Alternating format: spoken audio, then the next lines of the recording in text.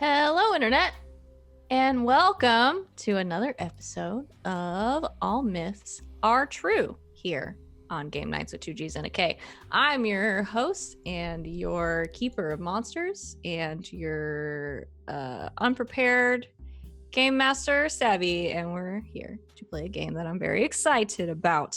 But before we do that, announcements. I'm gonna write an announcements song one day and just sing it on stream. Get ready. As far as our regularly scheduled things go, they're all happening over the next few days. So get excited. We've got Saturday nights on Saturday afternoon at 3 p.m. Eastern time, where we play Dungeons and Dragons. We've got Slang 101, in which we play more Monster of the Week on Sunday afternoon. We've got Exiles on Tuesday, where we play Dungeon World. That one is actually at night. And returning from a couple weeks off, we have Tidefall, which is D&D, back on the 11th. So that's Saturday, Sunday, Tuesday, Wednesday games for your enjoyment. They're all going to be awesome. Tune in for all of them.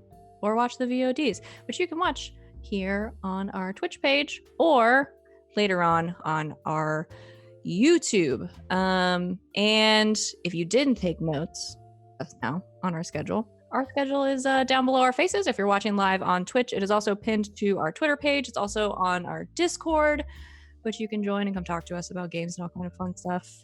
I don't think I really have anything else. We also have podcasts you should listen to. They're good and funny, and they're on Castbox and iTunes and all your other podcatchers. Anything else anybody wants to say? So not Morgan, because she left. Nope. No. All right, everybody stare awkwardly at Morgan and she puts her headphones back on.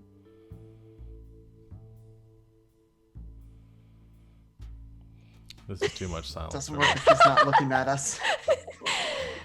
Sorry, Morgan. I told everybody to look at you weird when you put your headphones back on.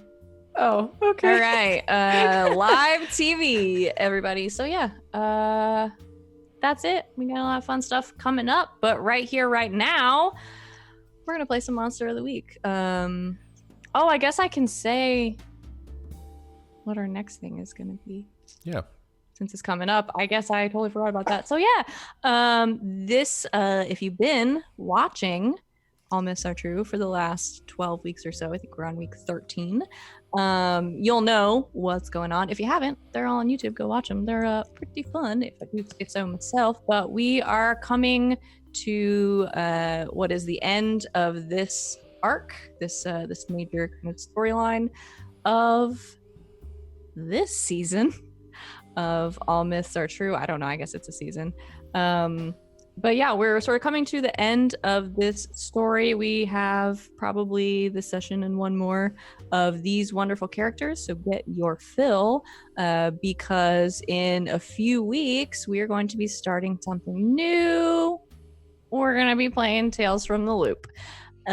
So it's going to be a really good time. We're going to say goodbye to the coursers in a few weeks and try something new. And we also have another friend who's going to be joining us. You know him, you love him from Saturday nights and also from his own Twitch channel, twitch.tv/dammitbarry. Barry is going to be playing with us. It's going to be a lot of fun. We're going to be playing. I'm going to be running it. These kids are going to be playing as literal kids in the loop, fighting monsters and doing stuff. So get ready for that. I'll tweet about it for sure. There's one thing that can be counted on, it's that if something's happening, I'm gonna tweet about it. So yeah, keep an eye out for that. I'm really excited. But for now, hold on to your hats, and let's play this game. All right, so where last we left off, some spooky things were going down. You all had gotten into a lot of shenanigans on the Dwarven homeworld that I'm not going to recap because I've recapped them a bunch. So go watch our last few episodes. You remember lots of shenanigans with a crystal and some weird dark magical tendrils and things going generally very bad with the dwarves. You had sort of infiltrated the whole scene, made your way down and down and down to the center of Noctod Clain, the kind of center of this dwarven capital, and also one of the major magical academies on this very, very magical world of dwarves.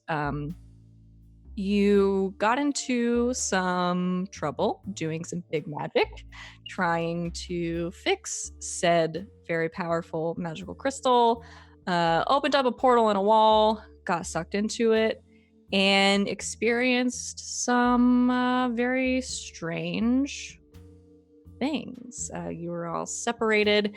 You all saw different memories, as well as some of you, at least one of you, saw a future of some sort. That was, I think, very unsettling. I unsettled myself a little bit with those. And through these different experiences, you sort of all in your own ways fought your way back, or dared the seeming illusions to touch you until you realized they couldn't, Smith. You made your way back and fixed the crystal somehow, and tried to make your way back to headquarters to make heads or tails of the strange sigils and the strange visions and the strange weird puppet thing that Smith encountered. But as you did so, you rolled very bad and you ended up on an unknown world with some very, very large footsteps in the distance. And we're gonna pick up right where we left off, with all of you in the mom van hearing these very large footsteps shaking the ground underneath you off in the distance.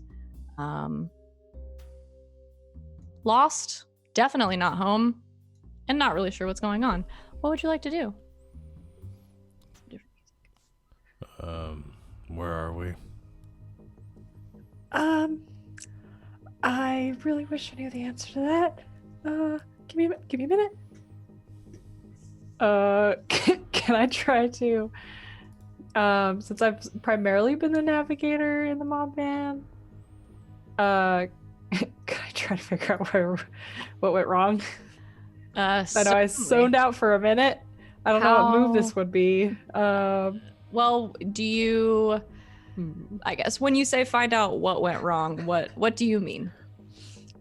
Why are we not where we were supposed to be? Okay.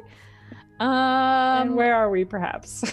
I will say you can do this a couple of different ways. If you want to lean towards the more mundane way of doing things, trying to figure out where you are, you can certainly investigate a mystery, or I guess maybe read a bad situation might be more applicable to this one. Or if you want to focus in on your navigation, which you mostly do with your magic, you could probably roll something plus weird to try to figure that out. I'd probably call it a use magic roll. Okay. To kind of interpret what is going on. Yeah, I've still got my magic stuff out, and I will try doing that first. All right. We'll say read a bad situation, but you can roll plus weird. Okay. We'll smash them together. Smash. Let's see. That is a 11. That's very good. So yeah, let's we can pull from, I'll say, either the read a bad situation list or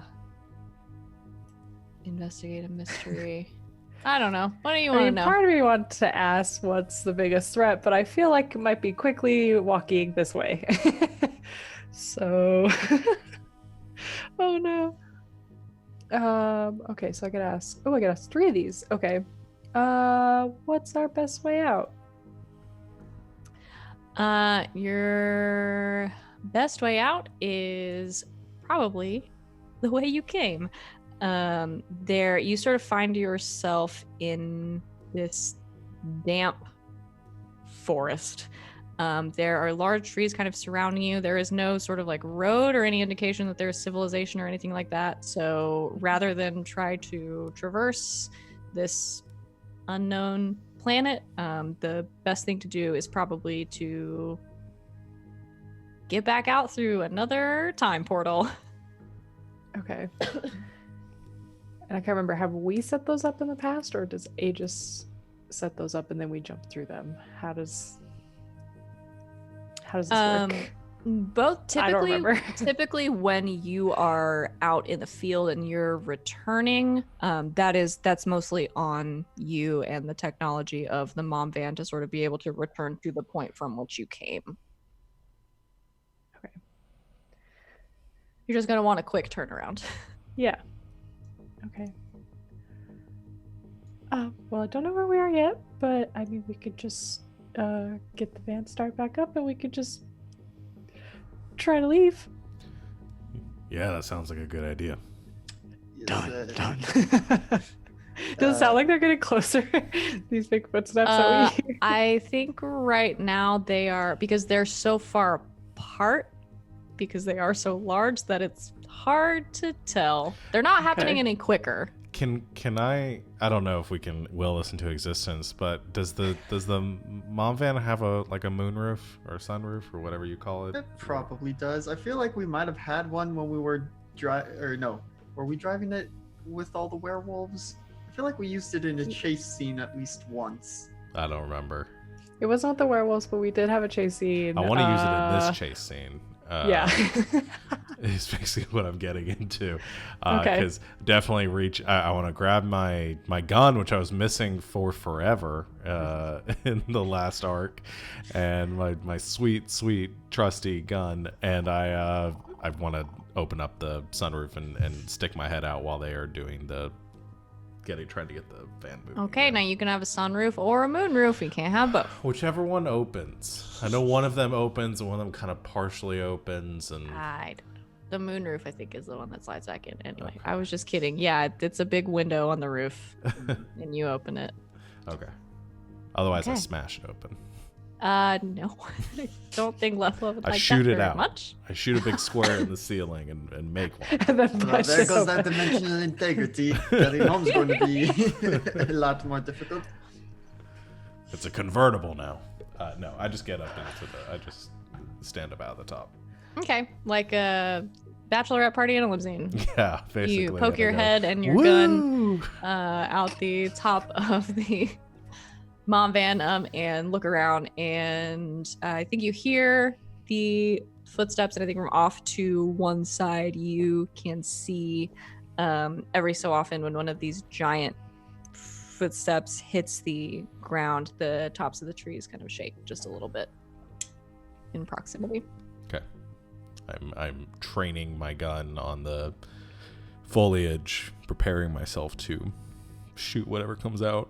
Okay. I am punching buttons and flipping switches. I'll say to the two dwarves with us, this sort of thing happens a bunch. We have the technology to make the jumps, but it's not as powerful or as accurate as the setup at Aegis HQ. So please bear with us for just a couple of minutes, and we'll be out of here in no time. Yeah, I think Kaylin and Eamon are looking at each other and just kind of look at you, and at least one of them is like, yeah, Very I professional. can see why you didn't tell us that before we left. Do not worry. We do not end up anywhere inordinately dangerous. But Denise, you're going to want to make sure all hands and body parts are inside the vehicle before we set off. Yeah. Didn't you co-sponsor those training videos at Aegis about what happens if you're outside the vehicle? I did. I also... the rules do not apply. I'm just kidding. I'll be back in. Okay. To get the van back started, would it be Lefla doing it and then I'm helping him, or am I doing it and he's helping me? Depends on Well, what you seeing guys as I wanna just do. took the thing to be better at helping out, it might make more sense for me to Oh do the helping. yeah. Okay. Sure. So I guess I can go ahead and roll that first, because if I do good, it's very good. It is up to you. That's an 8. Okay, so hey, guess what happens, guys? Oh no. It's my favorite thing. It's Oh, no. literally the thing that Alex rolls, I think, the most. Yep. Which is on a 7 to 9, you give him +1 to help to their roll, but you expose yourself to trouble or danger. So Periwinkle, you're in the van, so setting up your crystals as Lefla is in the front, flipping switches and trying to get everything. And Smith, I think you have your head poked out, and the moonroof just starts like slowly closing on you. That Feel as on the it back of your neck. as it is you. I can't shoot anything like that. Okay. You're about to do an interdimensional jump. I think you have to have all the windows closed. But as it's closed, before you have to sort of move back into the van, you hear the footsteps grow quicker, just a little bit, and the trees start to shake a little bit more, and you hear this low rumbling coming from not too far away. Low in pitch, but not in volume. Okay, let's get out here now. Let's see, that's a 9. With my +1. Oh, with your +1 is 10.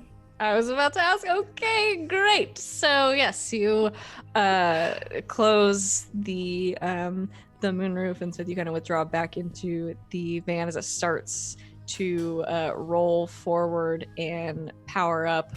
And as this is happening, in the side view mirrors, Lefla, from the front of the van, you can see the trees kind of behind you shaking and shaking and shaking. And at the same time, this glow, this like white light, is starting to envelop the mom van as you get ready to try to make this jump again very quickly. Periwinkle, with your crystals and kind of funneling this energy into the van, you feel something kind of latch on, and the van lurches forward. And as it is kind of surrounded by all the lights and colors that you're familiar with when you're traveling interdimensionally, Lefla, in that side view mirror, the last thing you see is this huge scaled head burst through the tree line, and this just giant fanged maw like open up and start to roar, but it disappears behind you in a flash of light. And after a moment, you're traveling through dimensions. Smith, you have something to say? No, he's just disappointed. Wanted to shoot a T-Rex. You could have gone and shot a T-Rex. Can we go back? No, this is one of the few times I will not turn the mom van around. It would be incredibly dangerous to do so during this jump. I haven't gotten to fight a T-Rex in forever. Well, maybe we can go back later. Not now, though. Okay. So after a few minutes, Periwinkle, really paying attention, I think, Yep. to Very where focused now. you are going. I think, does Periwinkle even like talk to anybody on the way back, or is she just No, like, she's very focused this time. okay? So yeah, you make your way back with little incident. The dwarves looking mildly terrified, but it's a smooth flight, no turbulence, and after a few minutes you land right where you mean to, sort of in the loading bay outside the garages at Aegis headquarters, where you usually dock the mom van. Congratulations, you solved my dinosaur puzzle. Well, that was a quick and you- session, guys. Good job. And yeah, that's the finale. That's where we're gonna. Just kidding. You got a creepy puppet to deal with. So yeah, you pull through the sort of large bay doors into wherever you usually keep the mom van. No worse for wear. Gemma, we have arrived with our guests. Is their workspace ready for them? Yeah, everything is set up and ready to go. So come on down.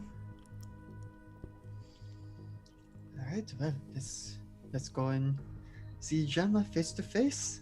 And kind of waggle some leaves in place of eyebrows at Eamon. All right. Does everyone go? I go to write up my report in my office of a briefing from our mission, and then I go and join. Okay. Yeah, you do this thing, Smith. You split off. I'm gonna go to your office, shut the door behind you, sit in the quiet to write whatever it is you write in your report. Do you leave anything out? Do you change anything? Or do you just say what happened?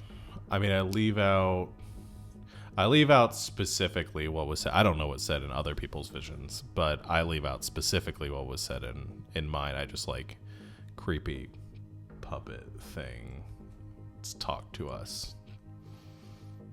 Weird. But not a lot of detail. Okay. Yeah, I don't put a lot of detail there. And then I mean, I basically leave out anything that involves me using powers and anything that would directly conflict with anything that I'd already told anybody at Aegis, because that would be something that Smith would remember that Sean probably doesn't remember right now. Yeah. Yeah, it takes you a little bit, I think, to wade through writing and editing this report to make sure that you're on the up and up. The rest of you make your way with Kaylin and Eamon toward the department that I said that Gemma works in, but I can't remember what I called it. Something communication, something. You know. You work there. I don't have to tell you what it's called. But you make your way that direction and take the two dwarves toward their workspace. Gemma and Eamon obviously very excited to see each other, sharing sort of a hug, and they immediately start talking, and Gemma is sort of asking, kind of bombarding him with all these questions about what happened and where he's been and what's been going on and how much time it's been and all these things. And he sort of introduces his sister, and it's all very nice. And after they sort of get them set up with their computers and their coffee and their quiet, I think Gemma sort of turns to all of you and just kind of looking like, so we're all set up here. Is there anything else I can do to help? Well, there is. Trying to remember exactly how much we told Gemma. We mentioned that there was some weird stuff that happened, but yeah, you said that we saw some visions, but I don't think you told her what we saw. Yeah. And I will say, between then and now, not a lot of time has passed, so I don't even think that the three of you have probably exchanged a whole lot of information. Yeah. Other than kind of what was said, like in the moment of like, oh yeah, I saw a creepy puppet. Well, during the vision I had, I did, I guess, recover an artifact would be the terminology to use, and I'll pull out the music box and the figurine that got broken off with it, and be like, Right. probably want to have a lab analyze this, make sure it's not leaking chaos energies or something of that sort. Creepy puppets and music boxes. This is exactly the kind of thing I'd watch in a film on a Friday night. I would take that to somewhere that is not here. uh, evidence and artifacts is probably the place for that to go. Also, if it's haunted, I don't want it in here. Okay, well, we can take it there. And we can drop by, see if Smith is done writing his report. I'm assuming that's where he went. Sure, that's going well. Sorry, yeah. Music boxes and puppets not really my area of expertise, but if you do need any help, if you need anything, sent out or any communications established, you know how to get in touch with me. Keep the earbuds. They're useful when you're not, blacklisted from the entire agency for a couple of days. Yeah. It was like an hour.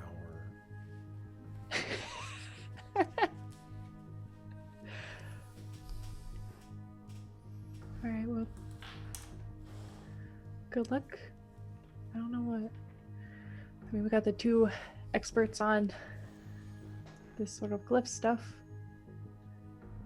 Yeah, especially now that they're together.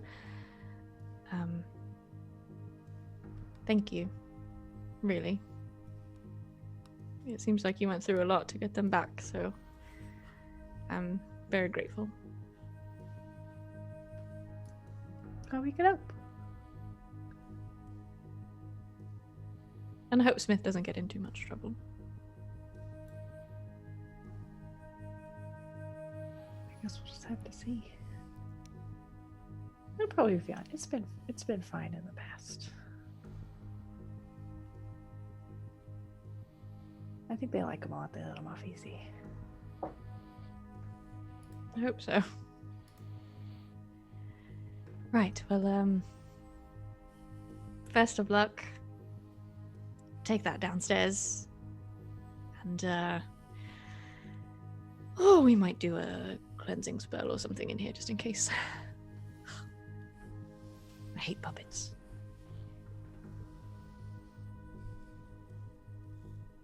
Take care of that, checking Miss Smith, and I don't know how soon we should expect any kind of progress.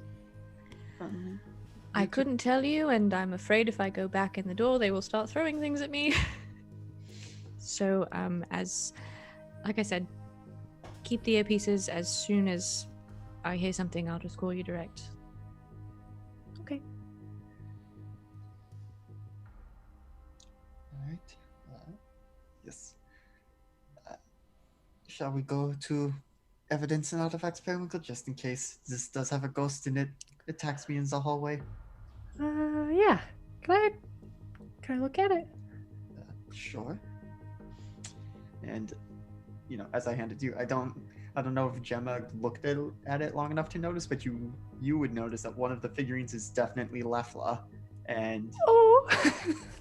because you were all there when at the monster attack on Lefla's partner, and so Yeah. you realize the other figurine is also them. Yeah. Was Lefty's partner also a seedling? It's been so long since we talked about this. I don't know if we ever decided, because I don't do backstory. You know what? We just won't say. Audience at home, they are whoever you want them to be. You can do an OTP with whatever headcanon you want. I'm just imagining Lefla and Keanu Reeves now. Heck yeah. Okay. Yeah, because it's probably... Yeah, the first time she's really looked at it. So, yeah, probably notices that and is like, I'm sorry for whatever you saw.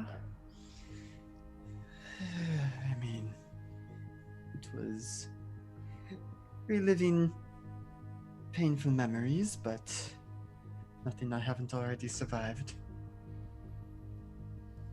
What about you? What did you see? Oh, I'm not quite sure. The sort of this puppet person claimed that it was the future, that something was wrong with my people. And so I think we need to look into it. I hope it won't be the actual future. It's hard to know sometimes. 'Cause sometimes things that we see come true and sometimes they don't. And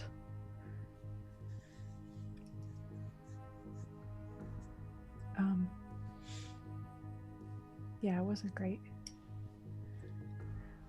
I'm sorry I'm not going into detail about it. I can It's all right. I mean, I imagine it must have been bad. Can't imagine that creepy puppet, whatever, would have shown us anything pleasant. But I don't know. I've never definitely been not that. I've never been much of one for understanding causality, but I don't believe the future is so much set in stone. I mean, I could decide to, throw this music box, just chuck it down the hallway, or I could hold on to it. And I am making two different futures by making one choice as the other. Yeah, it gets very murky and very complicated. I guess a lot of the other races call it the butterfly effect, but I don't know if that has a different meaning for you. I know it kind of does for us seedlings. I know about these butterflies. I've not actually seen one, but I've been told we look like them.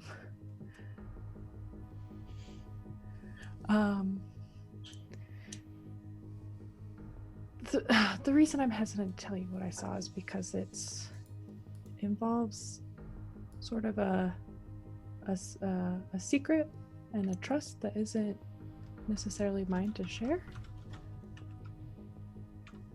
But I think if we go and talk to my people, I think it'll be okay.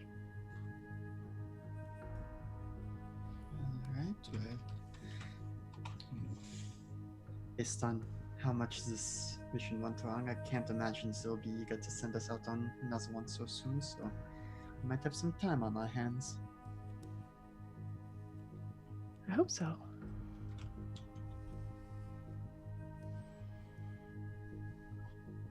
And, like, hands the box back to you. Well, just go make sure this isn't possessed or corrupted. So, haven't decided yet what I would want to do with it if I did get to keep it. Not sensing anything weird off of it, but it's hard to say.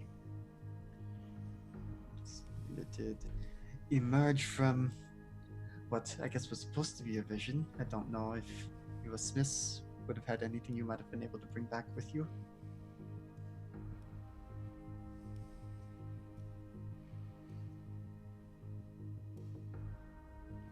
I don't think there was anything specific.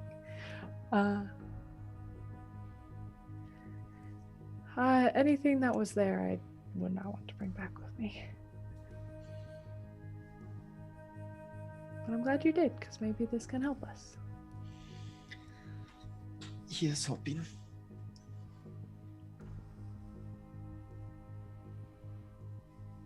Where to next, fam? I guess we're just gonna make our way to evidence and artifacts and be like, "Hey, is this cursed?" Nice. You go get super Smith. cursed now. Probably he's probably like still writing because we weren't talking for very long with Gemma. You all know So- he writes like he's running out of time. That means nothing. That means nothing. You just It means everything. shoehorn Hamilton references into everything we do. Literally every time we return to headquarters, the first thing you do is go into your office and spend hours writing. That's true. I do. Day and night. Like I you're don't running think- out of time. I don't think it's a long report, but I do have like 2 other quick things that I wanted to do. Absolutely. One is I imagine Margaret's taking care of June and Harry right now, so I give her a Yes. quick call just Okay. to check in and make sure everything's okay. Okay. Is everything Yeah. okay? Yes. I was gonna ask if you wanted to play out that conversation or if you are Not unless there's something important. If it's just a matter of a quick conversation and they're fine, then there's. Yeah, okay, yeah. You Chad is also making elephant jokes. Yeah, I see you- that. I'm ignoring. G's dead to me now. As he was before, for some reason. I'm pretty sure a long time ago I said that too. I mean, you've killed off the characters that are supposed to be him, and Yeah. like we've had so many Jeffreys that you've killed off, so Yeah. it's only fair. It's even now. I'm just kidding. G. I love you. Anyway. Anyway, yeah, you have a quick conversation on the phone with her. I think she is a little thrown off that you're. I don't imagine that you call her that much outside of like sort of Scheduling making plans and Yeah. like making sure that like what time she's gonna drop off the kids, you're gonna pick them up, or I mean your relationship is amicable, right? Is Mhm. is fine. So yeah, I think she's like a little thrown off. Like I think at first she is kind of afraid that maybe she's forgotten something that she was supposed to do. But yeah, everything's fine. Okay. I just tell her that I say it's like everything's fine. Just check in and see everything's okay. I don't know if I'm like supposed to have them like this next week, but if I did, then I'd probably tell her like something came up at work and we'll have to like swap weekends or something like that. Just kind of try to keep it casual, not trying to raise any alarms or anything. Okay.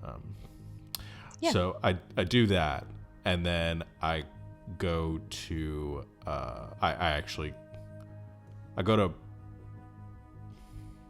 I'm gonna go to Agent Parker's office. Parker, is that right? Sally Yeah. Parker. I'm gonna go to her office on my way to meet up with Lefla and Periwinkle. But before I do, as I finish up everything, I put in my report. I sit there and like turn off my computer, and I'm in the like dim light of my office for a moment. And I just go,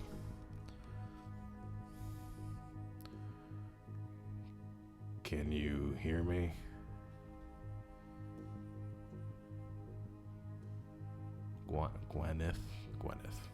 Gwyneth. Can you roll plus weird for me? I don't want to. Well, just shouldn't talk to the voices in your head, I guess.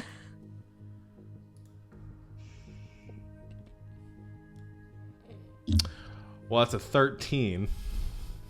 Dang. Double sixes.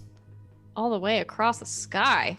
Yeah, you hear nothing for a moment, and you sit there trying to remember the name that you heard, and then even in your silent office, after a moment, everything goes incredibly silent. All of the ambient sound, the sort of footsteps out in the hallway disappear, and you hear a quiet and sort of far away sounding voice that just says,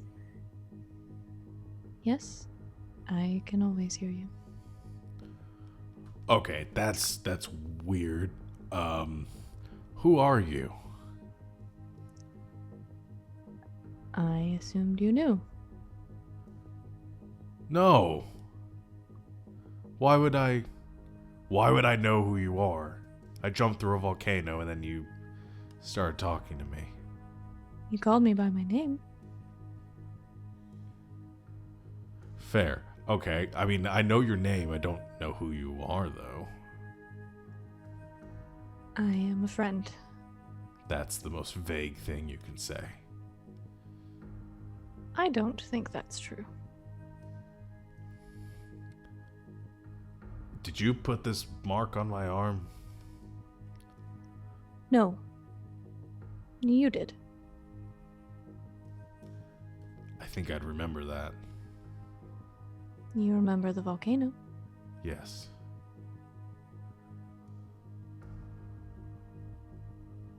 I don't think I don't remember losing time. It would be odd if you did.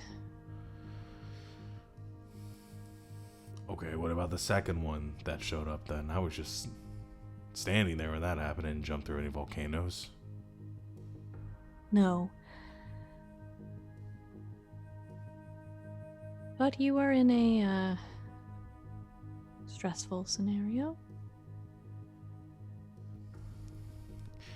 So you're not doing this to me. This is some sort of manifestation of like precognitive powers or something like that. Perhaps. Damn it. I was hoping you could. That's worse. Now I have to file paperwork with HR and I'm gonna have to do another physical.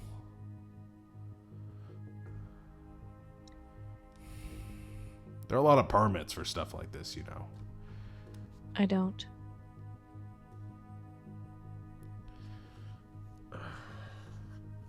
What's For going someone on? who What? Sorry, your line broke up for a second. What were you saying? For someone who asks so many questions, you ask a lot of the wrong ones. What's with the creepy fucking puppet? I don't know. Okay.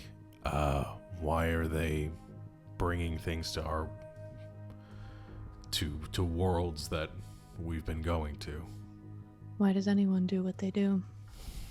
There's some reason, some motivation. Nothing acts for no reason. Again, that's incredibly vague and unhelpful. Can you give me anything? Like where can I find them? How can we stop them? Where are they? Coordinates, details, dates, locations. I don't work in dates and locations. Where are you? I don't know. I suppose I'm with you. Like possessing me? Hardly.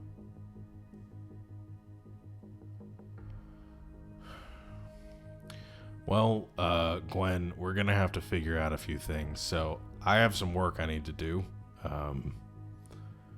We're gonna talk again soon, and I guess try to figure out where you are between now and then. Because whatever's happening, it seems like that thing knows you. So I'm imagining you know it. And if I have to hunt both you down, I will. Well, you know where to find me. Or at least, how.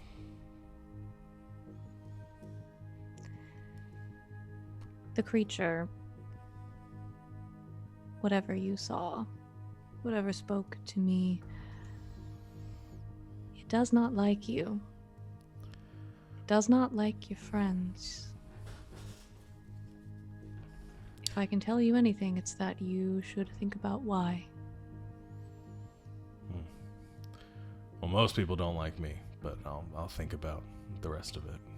It's probably easier. Lead. All right. Good talk.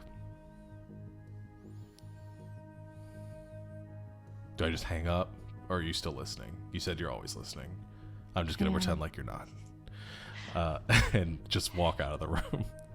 You walk out of the room, and after a moment, the silence sort of fades away, which is just a wild sentence for someone to say. Mop. But the ambient kind of room noise starts to come back, and you hear kind of your own footsteps clicking on the tile.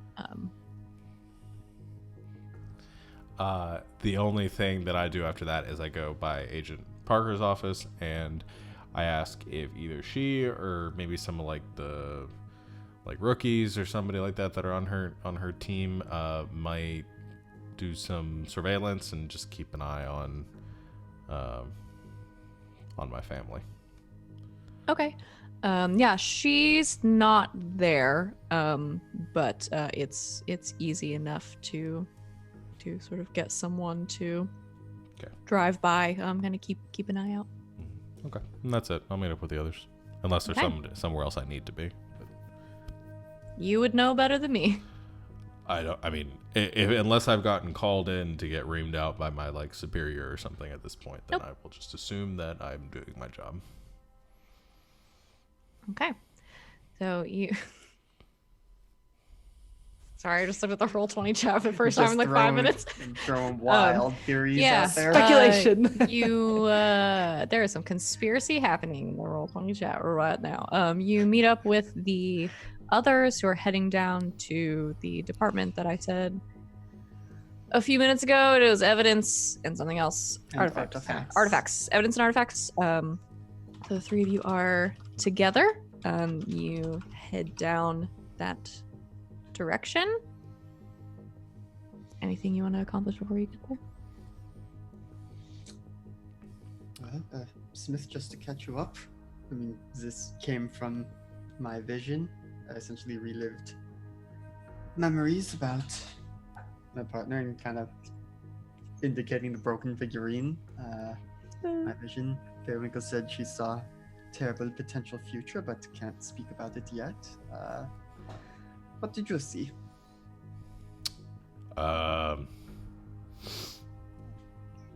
Saturday morning, watching the game, that sort of thing. It was kind of boring. Nothing big.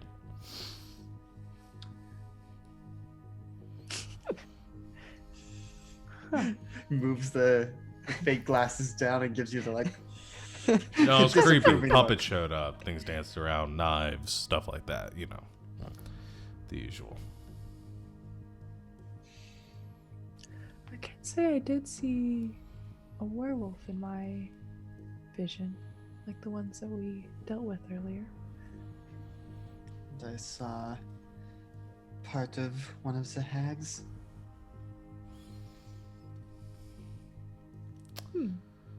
Yeah, I'm gonna go out on a wild limb here and say that whatever it is that talked to us is the one behind all of this. So the symbols and the summoning and so we're just taking this to evidence then. Getting it analyzed, seeing if it, is cursed or possessed, or if it can give us any sorts of clues. Because it's maybe what we experienced were visions. So, Eamon said, we disappeared, but I brought something back from wherever we went to. So, figured should get that analyzed. Yeah, I'm interested to know how that works. As far as I could tell, it was all fake.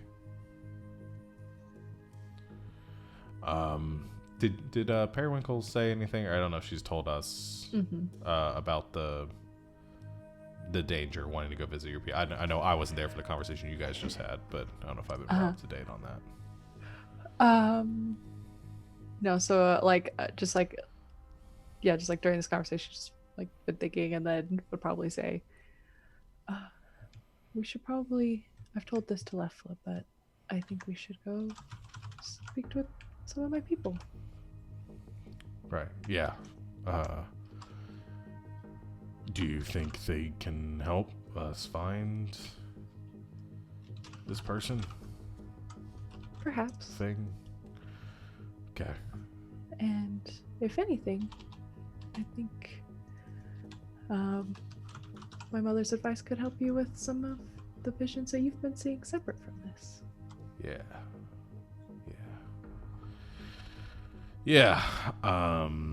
that'd be good. Good to get some answers there. Get out of the office for a bit. Okay, well let's figure out what's going on with the creepy music box thing, and then we'll go do that. Okay. Okay. So you make your way down to evidence and artifacts. And you bring the music box in. You sort of approach the counter or the sort of front desk area. You show some identification. I assume you are then waved through to the sort of back area where you can directly turn this piece of evidence and or artifact over to someone. You bring it to the usual spot, and I think the person who you usually deal with, who is named what? One of you, any of you, forgot to name this person. Tell me about this artifact inspector that you deal with on a regular basis. Well, part of me was hoping it'd be Theo, so Well, I think that's where my brain went. I think their name's I don't want to put that on Gadget. Theo. No. Gadget's very good. Okay. Ooh, I like it. What race haven't we have show up yet? Dog, I don't know. Let's see. We had all them. No, we had a shadow person. We had a plant person. We had dwarves, humans. Wasn't there a All lizard? of them. Was there a lizard race? Yeah. Officer Yeah, Steele, the- the blue lizard. That's Yeah. right. Oh, way from the first. And we had the way back. quartermaster. Mm-hmm. Also a Um, lizard. Tail scales and ruffles. Hmm. Had I'll an say owl. this is a goblin Okay. I don't think we've had person. You have, but they many were of those. no, and they're sort of technologically inclined. So we'll say this is a small sort of goblinoid that you are familiar with, named Gadget. Is sort of in the like one corner of the room, kind of working on something. Hears you come in, kind of wheels around on her heel, starts making her way toward you, locks onto you, Lefla. I think you saw the music box, holding the music box, looks at you, eyes go wide. She backs up and she goes, "No, not again. No, Again? get out, get it out right now. Get that thing out of here. I'm not dealing with it. No, Have you seen something like this before? I've seen that before." Mhm. Okay. Well, When? this is. When? Oh, the last 2 times that you brought it to me, and I'm not doing it again. This is the first time we've brought it to you. It's absolutely not. But did we also say that the other 2 times?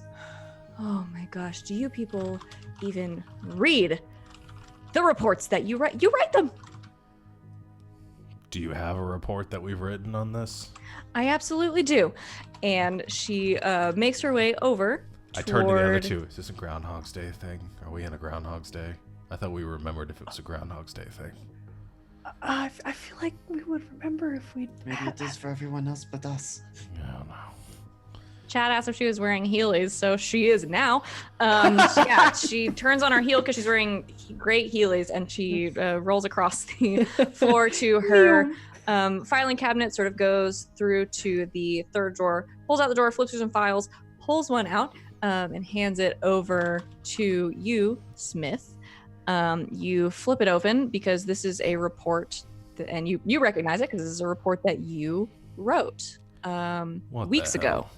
When you returned from Bergville, the small town right down the road, with a couple of pieces of evidence that you wanted brought back after you dealt with the night hags, one of which, sitting on a dresser in front of a sigil on the wall, was a music box. But we didn't bring the music box in here ourselves. No, did- but you made it clear that you wanted to check up on how the investigation into them was going. Okay. Why? Okay. It's coming back to me now. Why? Are you I so- know it's been a while. Yeah. Feels like it's been about like 6 months. Thereabouts. Why are you so freaked out by it? Well, you were the one that had it tagged and brought back as Mhm. evidence from Bergville with the witches? Yeah, hags. Yeah. Hags, okay, close enough. And it was here and looked at it examined it, all of that stuff. It did everything a music box should. The little figurines turned and played music, and nothing terrible happened. And then it disappeared. But when did it disappear? Oh, a couple of days later, from what I would say is a very secure lockup. Any video surveillance? Nope, just gone. It's not really And that so- secure then, is it? Well, here's the thing, it's never happened before. Anyway, so it disappeared. I assumed someone had taken it, messed with the camera feed, that kind of thing. Standard thievery. Not pleased, but didn't really think anything was special about the music box, so whatever. I have a lot of things to deal with. Then, a couple weeks later, it shows back up. And guess whose name is attached to the report? Yours. Mine? You were on Lunaterra. Yeah. There was the throne room with, like, I don't know, stuff in it that they took. Werewolves. Yeah. Yes, the werewolves, but also stuff. They had things, they had hoarded stuff all around. Most of it was like food and shiny things, and this Was there? was in a pile. They recovered this from the throne room? Mhm. Do either of you remember this being Not there? specifically, but there was a whole lot in there, and we kind of just exploded. We half the kind of place. just, exploded. That's what I got from your report. There was a zip line too, wasn't there? Yep. Yeah. That was a good one. So it showed back up. Okay. Evidence sticker still on the bottom. And it was here for a couple of days. And then it was gone. And I haven't seen it since. Until now. I don't deal in haunted items.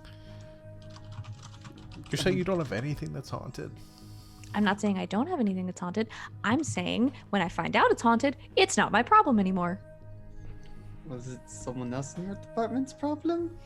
Also, as we're talking, I'm turning it over. Is there an evidence sticker on it now? Mm-hmm.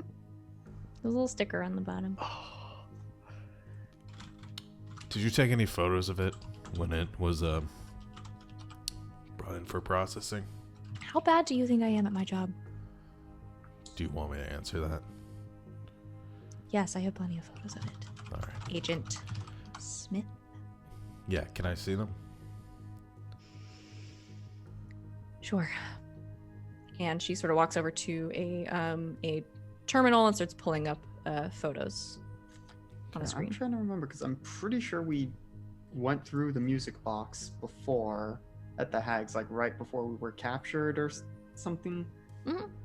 The figurines were not me and my partner. That's then. what I wanted to check and see Oh. what's changed. Yeah, you pull up the photos, and it is the same box, but no, the figurines in it are not Lefla and Co.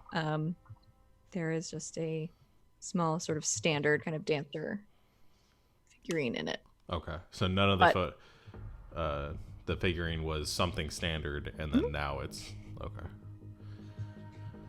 Well, Gadget, you may want to take a look at it now because it has changed since you saw it, and I'll show. I don't remember whether it's me or my partner that is the one still attached and which one broke off. You're still attached. Yeah. Yep. None of us are particularly good at miniature ceramics, but someone went ahead and put me in the music box, as well as this, which broke. Well, that's exceptionally weird.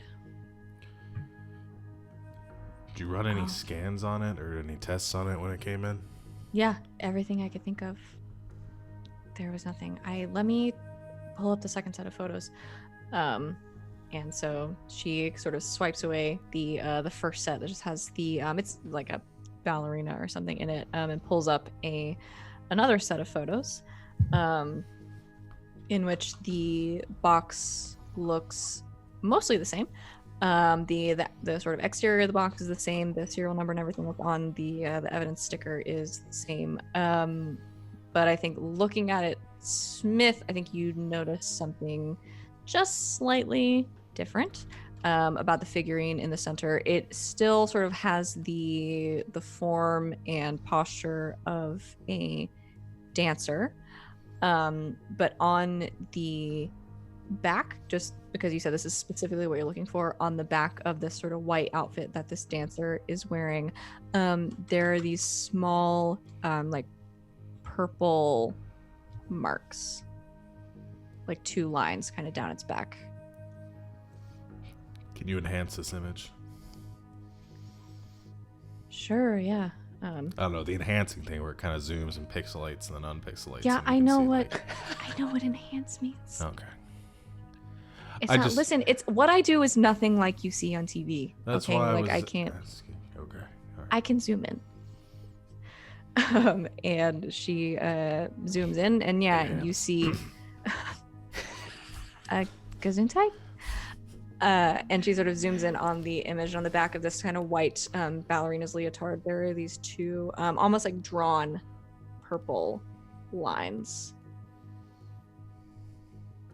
like from shoulder blade to kind of the small of somebody's back, right along that, running parallel.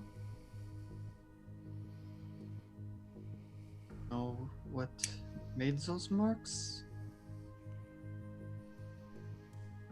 No. Or does only Smith see them? No, you can all see them. Is it like an etching or like or like is painted on? It's like it's painted on. Okay. Is it on, if we look at Lefla's, do either of them have the purple lines on? Nope.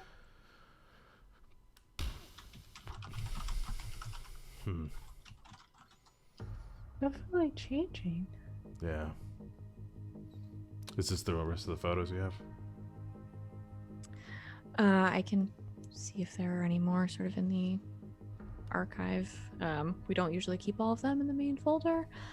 And she starts kind of flipping through them, and she's like, it looks weird. It's almost like something should be where the lines are, but couldn't tell you.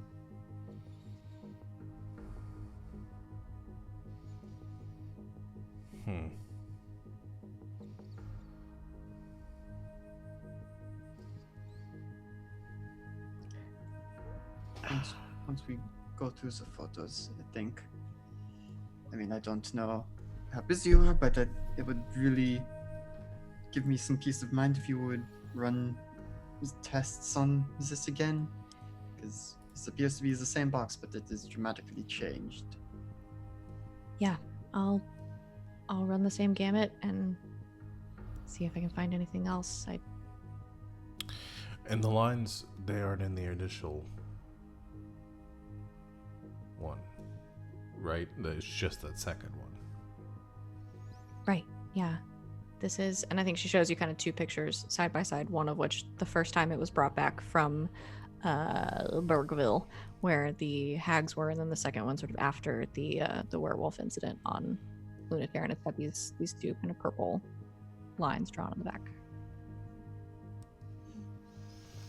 Now, did we just miss it in the snow in the volcano portal planet? Or... There's Let's just... go back. No, wait, it's here. Damn it. I don't know. So it sounds like there's a chance this thing could disappear in a couple days. Yeah. I don't really want to leave it here if that's the case, because then it's just wait. What if we tracked it? Put something on it that we could, so we could find it again. I Find mean, where it went?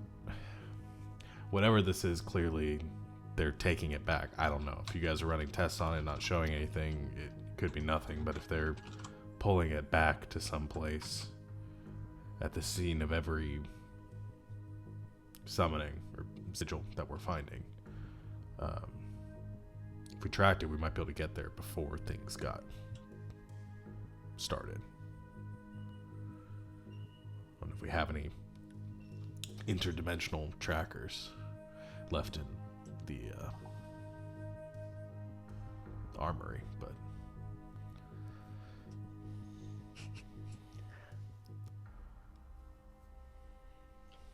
Trying to see if there's like,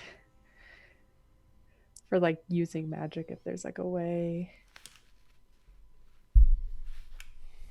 if there's a way to do like what he's sort of like describing, like for like find a way to sort of track this. I mean, no. I mean, maybe. Because there's, I'm looking, there's like a, you could like you can banish things from objects, and you can like stop like portals and things like that. So I'm like wondering if there's a way to tweak it to sort of like somehow almost like scry on the object, sort of. Yeah, I mean, because I think use magic does give you an option to like observe another place and time. Yeah. So I don't know why that it wouldn't be easy to do, to be attached to like an object that you're all now familiar with. So yes, Okay. I think you can try to do that. I mean, I could spend some more time with it, and then perhaps when it does disappear, I could try to find it again. yeah, that works too. It's weird that the lines going down the back, they almost remind me of like gluing, like if they glued something on or something like wings or something like that. Oh. Huh. I don't know. I don't know if that means anything. We'll see. Kinda looks at Perry and her wings for a second. Like awkwardly ruffles them. Yeah. I don't know why you can be black.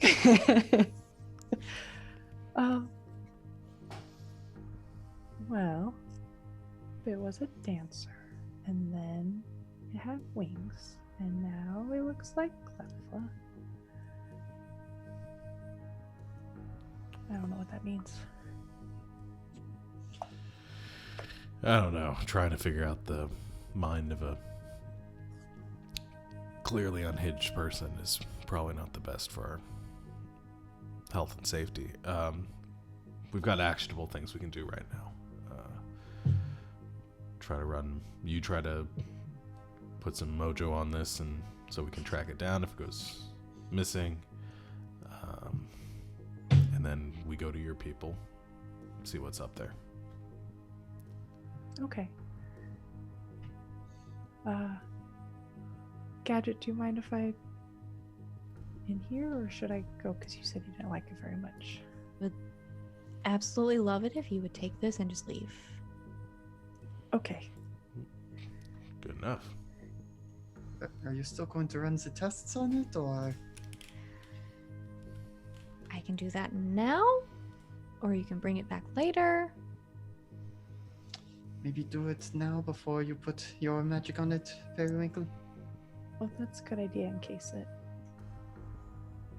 messes with things.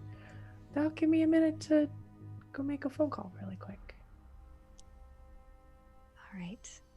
Just, you know what? Why don't you just set it on the little platform over there, and then I don't have to touch it, and I'll do some scans. It's gonna take about 20 minutes, so make yourself comfortable.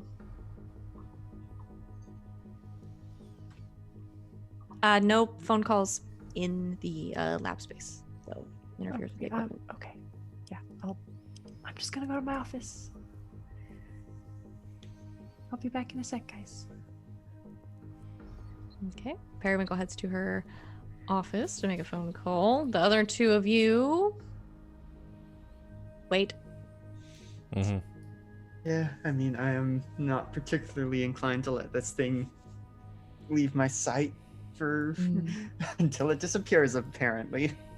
Okay. Yeah, she Gadget's not like forcing you out or anything like that. But Periwinkle mentioned a phone call, so she's being forced out. But Yeah.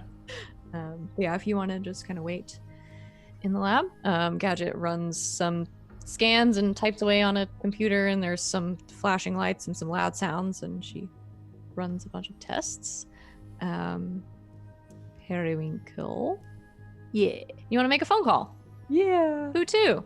My mom. Okay. You do so. Yeah, and she answers your call. Do you literally call your mom on the phone? That's what I'm like trying to figure out if it's more like magic based. Magic telephones. Yeah, I think it is like a little bit of magic based. Okay. But to what extent? Yeah, maybe it's sort of almost like, I don't know. It's like a crystal scrying, maybe. It's like a Skype call, but it's like a magic Skype crystal. call. Yes. Okay. Yeah. Right. I like that. I don't know why I said Skype when we're literally on a Zoom call right now. I'm looking at all of you in Zoom. Well, because you can make a Skype pun. Ah, There you that's go. why. Very good. Yes, you Skype call your mom. Yeah, so I think that in one of your sort of larger crystals, there is a kind of a rippling effect for a moment, and then I think you can kind of see a fuzzy image of her on the other side. Hi. So, was wondering. Remember how I told you that my friend was having visions and that we wanted to, maybe you could give him some pointers? I do. I was wondering if we could do that soon, and also I saw a vision that well, someone showed it to me. I don't know if it was from myself or them or if it was fake but it was about our people.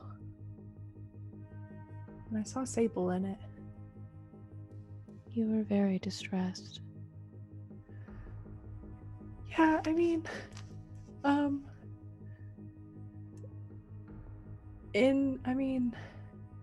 has Sable been talking to people about about using humans for breeding? Sable doesn't talk much anymore. If we're going to speak further, you should come here. You're right. Okay. Well, can my friends and I come soon? Yes. Okay. As soon as you can, I think. Okay. Periwinkle, have you seen Sable? No, not really. I mean, I saw them in the vision, but did something happen? Come home as soon as you can. Okay. And then click. I love you. Oh. Aw. She probably would have said something like that. Alright, we'll see you soon. Okay. All right, and you return to your friends as the tests sort of finish up. I think you can all see Gadget sort of looking irritated and shaking her head, and eventually, like, there's some beeping and some dinging that kind of indicates that the tests are done, and she's kind of throwing her hands up in the air, like, I nothing. Absolutely nothing. Is there still nothing unnatural about this? I mean, there's something very unnatural about it, but it doesn't show up in any sort of chart or any measurable quantity. If it's not disappearing itself, something is coming to get it. Well, seems like we do have a plan in place to try and deal with that. Good. So I guess we'll take this off your hands and hope that you don't have to see it again. If we bring it back, something has gone horribly wrong. I will keep my fingers crossed. Good luck. Yeah, thanks. You're welcome.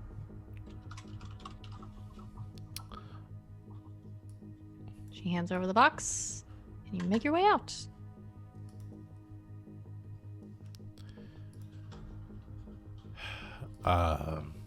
So I assume we run into Periwinkle just like right outside, or no, you went Yeah. to the office. Yeah. I guess on your way back. So we ready to go? Yeah. We should go soon. I guess we should keep that box with us. Was she able to find Yes. anything out?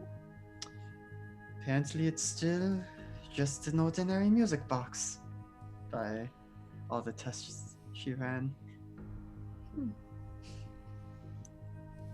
But do you want to work your mojo on it now, or should we head out first? So much to do. Yeah, let's do this now just in case.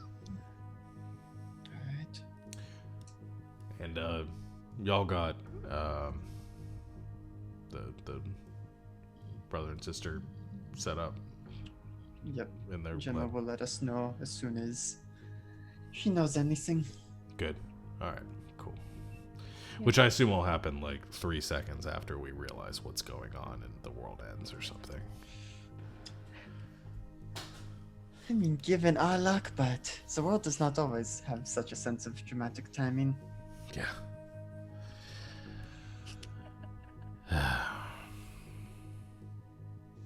Okay. Well, let's let you do your thing, and then we'll hit the road. So Okay. I would like to, if possible, help out with this role. And I'm not just saying this because I picked up okay. the super help out, but I'm thinking, you know, most systems of magic have some kind of sympathetic thaumaturgic element to it, and since it's now a figurine of me, if you can like tap into my magical signature and use that to amplify the tracking. Absolutely. I like it. And this very definitely opens me up to if it goes terribly wrong. Oh no. Actually, no, you're not allowed to help anymore. Get out of here. Take your dice. This is what my playbook does. Yeah, no, it's perfect. All All right. right. Roll plus Yeah. cool. Well, that's only a 6. Can I help his help? No. It says right in the Awesome. move. I don't read the Cannot. moves. It says you cannot help a help. If you think I've read any of the moves, Well, that makes two of us. You do, in fact, roll a 6, which means on a miss, you expose yourself to trouble or danger without helping or interfering. So you don't interfere. Okay. Not how the wording of that move is meant to be read, but I'm just trying to be supportive. Yes. Periwinkle, go ahead and roll use magic. Okay.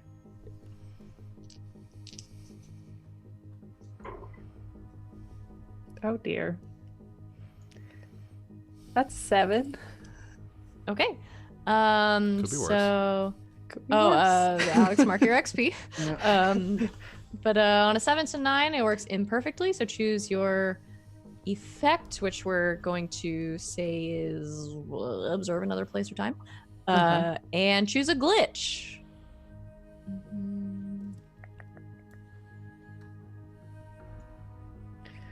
Maybe that's it's of like short duration. Like maybe I'll be able to see where it is, but only like super briefly. Okay. Or like I have to be like quick on it. Okay, sure. With the spheres or something. Yeah, so you sort of conjure this magic around you, kind of drawing on Lefla's energy, focusing in on the figurines, or the single figurine that is still attached to the music box that looks like Lefla. You all see this kind of vague purple glow sort of coalesce around Periwinkle and then kind of funnel into the figurine in the music box. And you, Periwinkle, I think you feel it attach. And essentially what you've done is kind of placed almost like a sensor on this, or drawing on Lefla's energy onto the music box. So you get the feeling that this will work once. So if something, it is attached to the box, if something happens to it, if it moves or is transported somewhere else, you will have a very brief window of being able to sense where it is. Very brief, very short. Mhm. And if it moves again after that, you're probably going to lose it. Okay. All right. Well, I've done what I can, but it's hard to say how long it'll last. Well, better than nothing. Yeah. It's a good idea, though. Hopefully it doesn't move around too much. I'll keep it on my person and let you know as soon as I notice it's gone. You just like absorb it underneath your vines. Pretty much. No. And I am gonna just like put it in one of my other vines rather than like putting it into my satchel that has everything else ever in it. Okay. So I'm You're just literally holding on to it. yeah. Great. Love It's a it. good thing I have an indeterminate amount of vine limbs. You do. Start growing new ones. So yeah, you work your magic on the box. Lefla, you tuck it away. Where are you going? We're gonna go to where the Chrysali live, which I didn't come up with a name for, I don't think. Unless you did, Savannah. Nope, I can't remember. definitely didn't. Okay. There's a lot of things in this episode that I didn't name, turns out. But that's okay. For now, I imagine Periwinkle calls it home. Yeah. So the three of you, music box tucked away, make your way out, and you begin to drive, probably, toward Periwinkle's home to meet her mom, have some important discussions. But before we do that, let's take a quick break, and we will be back in just a very brief few minutes. Thank you so much for hanging out with us so far for this episode of All Myths Are True. We'll be back very shortly to see what happens next. And welcome back, everybody. Thank you for sticking it out with us as we took a break, but we are back and we are going to jump right back in to this episode of All Myths Are True where we left off. Well, we can skip the drive probably unless there's anything specific you guys want to do on it. I mean, we have to know what music we put on. No. What music do you put on? Driver picks the music. Does Perry listen to? I don't know. Probably, maybe I think she maybe tries to put on like some classical music or something to like calm her down. But then it is actually one of those like classical songs that's like very intense. Oh gosh. That's how to shut it off. That's very good. Ride of the Valkyries. Yes. That is very good. Oh, I wish I had some classical music on Roll20, but I don't. That's So good. just imagine with your brains. Use your imagination. But yeah, you drive to Periwinkle's home. Yeah, Periwinkle, what does it look like? What's it like in here? What's it like? Well, as we drive up, you guys kind of see what looks like kind of like the mouth of a cave. And there's probably like a few, like one or two, like other cars sort of like parked outside. Because there are probably other Chrysali that like very have jobs in the city. I know we said that at least a couple of them work for Aegis in some capacity. Yeah. So Yeah, so Okay. But yeah, there's sort of like this mouth of this cave, and as we sort of drive up park, you can see that the cave sort of like goes down into the ground as opposed to like the like there's like a bit of a hill, but mostly it seems like it goes downward. And there's probably like a couple Chrysali out front that like are sort of like kind of like guards almost, okay. like posted out front. Casual sentries. Yeah. Okay. Yes, I think you pull up, you park alongside the couple of other cars that are out here outside the mouth of this essentially like cavern that seems like it leads into an underground something or other. Yeah, you see. I mean, I think you probably recognize at least one of these Chrysali that are out front. I think they recognize you, kind of give you a wave, and don't really accost you as you go in. I think Periwinkle probably in your head, kind of as you walk by, they both, because you have this telepathic communication, will say hello or like greet you as you go through. And you make your way down into this cavern, through a tunnel into an underground portion of Locus. It opens up a little bit as you get down sort of into a kind of a main area, and as you go through, I think obviously you recognize this place. A little bit of it I think takes on a new meaning, since you have recently sort of seen your memories play out in front of you of sort of growing up in this cavern. I think in kind of on one side of the cave you see maybe some young Chrysali kind of goofing and fluttering around, kind of how you used to. You see a few familiar faces, and obviously Smith and Leffler kind of seeing this cavern for the first time. There are lots of insectoids here, all looking sort of vaguely moth-like, in different capacities. I think you see some of different colors, some periwinkle colored, others maybe darker shades of purple, or even lighter, maybe some blue kind of mixed in there. But as you make your way kind of into this main area, Periwinkle, I think you receive some greetings from people you recognize, some that maybe you don't, but after a moment the whole room goes quiet, as from one side of the cave, and Smith and Leffla, you don't hear anything, but Periwinkle, in your mind, you hear your name being called in your mother's voice, from one side of the room, as she is sort of expecting you.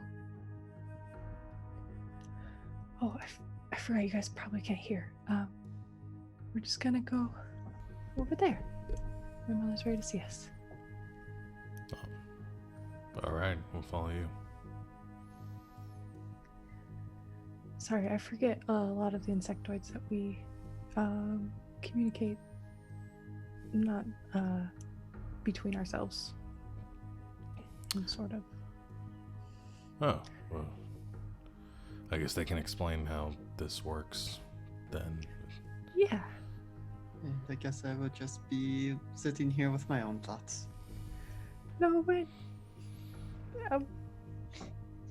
We'll figure it out. It's fine. Let's go.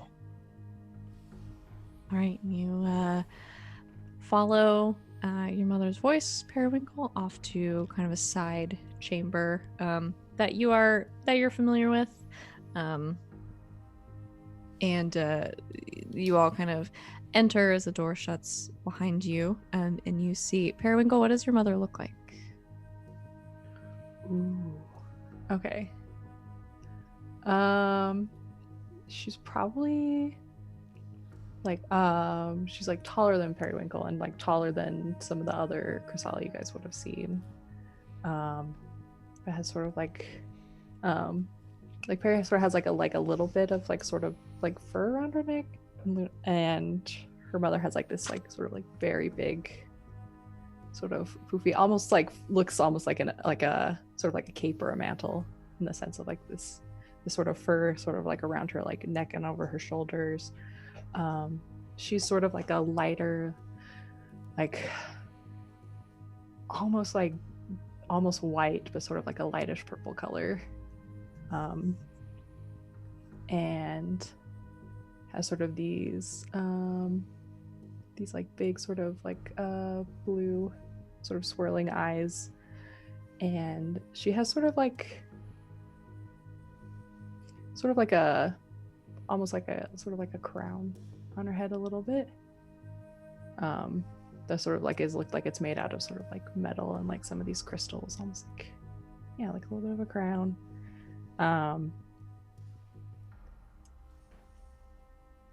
That's what Lunastra looks like. Okay. So yeah, you see this being in front of you in this small, I think Periwinkle, what you know, is essentially kind of a more informal audience chamber. You, I think, have sat in this room with her many times and talked and chatted about a lot of different things. And she kind of welcomes you into this room.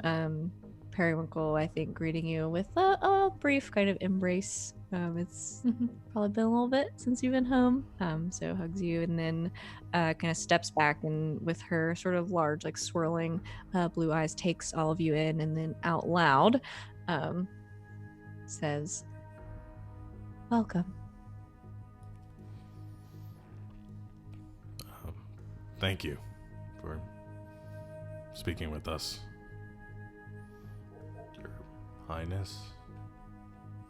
Yeah, you could call her that, or Lunastra. She is Lunastra to Periwinkle's friends. I think she kind of cracks a little bit of a grin. So, much has happened to you recently. Yes, and sort of our assignments, we've uncovered what seems to be, well, we don't know what it means yet, but there's someone who is sort of causing some chaos, who's giving power to others, and we've been dealing with it, but they all seem connected. And very recently, this, for lack of a better word, person showed us some visions. Agent Smith, Jethro, has been also been getting some visions. We don't know yet if it's connected to this because it's kind of new for him, but might be connected, but we don't know. May I call you Jethro? Yeah, sure. This is recent. The site? Very recent. What was that, about 2 weeks ago? 3 weeks ago? Incredibly recent.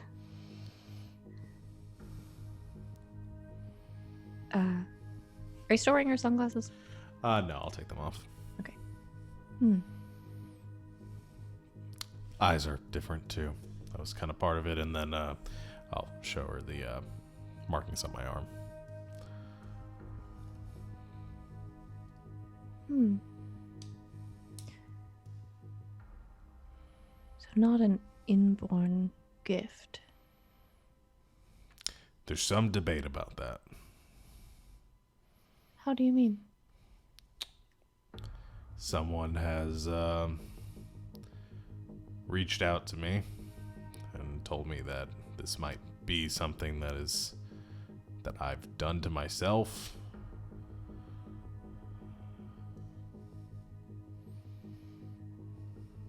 I don't know if the name Gwyneth means anything to you. It does not. May I? And I think she kind of gestures out with one sort of thin arm, but like kind of large hands ish. Mhm. And sort of kind of like reaches out toward your face and kind of your temple, like she's gonna touch you. I just nod. And she kind of lays a digit alongside your head, and kind of before your eyes there are these flashes of memory of Gwyneth's voice, of the kind of the first time the sigils showed up, of kind of going through the portal in the volcano, when your eyes went how they are, just very briefly. It doesn't hurt, just as if you're kind of seeing them in front of your eyes really quickly, and then they disappear.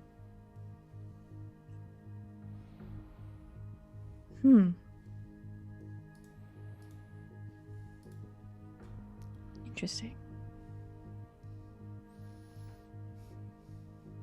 Any thoughts? Many. Something is speaking to you. It is not you. Good to know.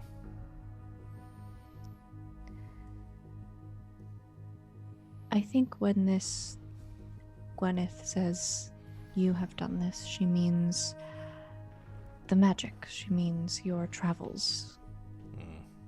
You have passed through many portals. Yes? Yeah. Something... Befriended is not the right word. Something has found you through your travels, through the magic, through these portals. Many beings are drawn to sources of power, portals being one of them. Your job puts you in danger, Jethro.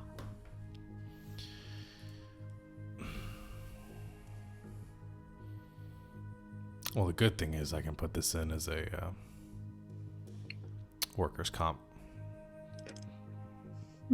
So, all right. Well, we've got a bigger issue than me and my thing. Right. Yeah, so this being showed us some visions, and I sort of mentioned it on the phone, and I haven't told them directly what I saw because it kind of has to do with, well, our pact, that the secret that we wouldn't tell when we came here. So I didn't feel right sharing it yet. But I think now it might be okay too. She sort of like turns to the other two. What I saw in the vision was, well, we were here, where my people live, and I saw another Chrysalis, Sable, who seemed to be speaking about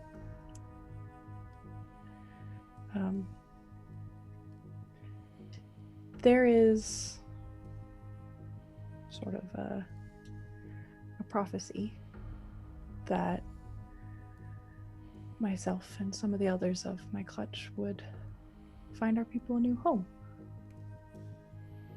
We were brought here during the crossing, and we have made a lives for ourselves here, but we always believed that someday we would find our own. We would return home or find a new home. And like I was saying, Sable was one of these who was also foretold. And in the vision, it seemed that Sable was convinced that perhaps this place is our home. And seemed to be breaking sort of the pact that we made. When she like sort of like gets like nervous and is like looking at her mom like, is this okay? I think if you look at her, I think she kind of looks at you and nods and says, "You trust them, these two?" I do trust them very much. Speak freely. So do I. Well, when Chrysalia are created, when we're born, we need another life to do so, to sort of nourish the eggs that we're in until we're able to hatch. And the pact that we made is that we would never use humans for this. And in the vision, it seems like this is what Sable was encouraging us to do. To use people and use elves and humans and dwarves. Is this like a xenomorph thing? Well, Like, is it like you need like other living creatures to like nourish and take care, or is it like chest burster? not like that. More Okay. of the almost using them as fuel Okay. in a way that would make sense. There's more to it than that, but Yeah, I mean, I'm not judging. So right now, what do you use? Livestock or? yeah. We do keep it, the fact that this is how we reproduce, we do keep it somewhat secret. Yeah. I don't think. Not so many people have experience with sort of extraterrestrial life forms, and that's not like uncommon. It can be unsettling for some people, though. So.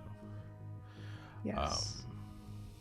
Which is why we came up with the pact that if we were to live here and not worry about potentially being attacked for this, we made a promise long ago that we would not do this thing in order to protect ourselves.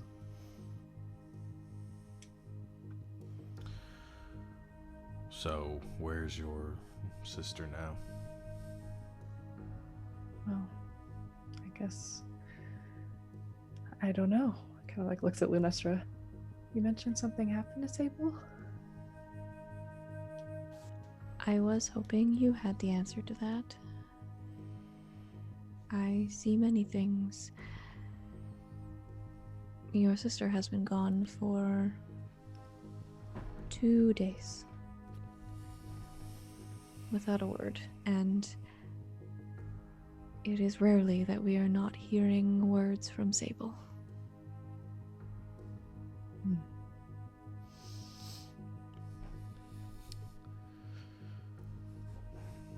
And no one's been able. She hasn't reached out and no one's been able to contact her? Nothing.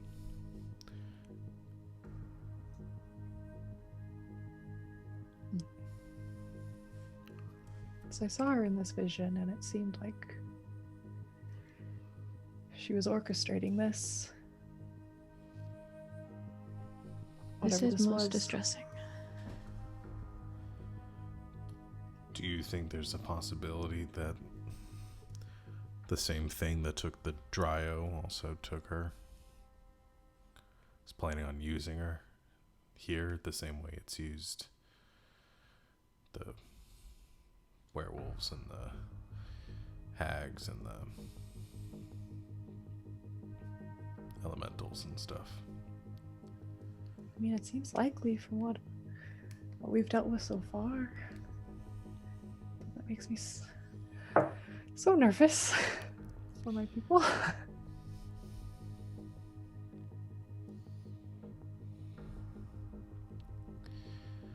Well, we need to stop that before it happens, right?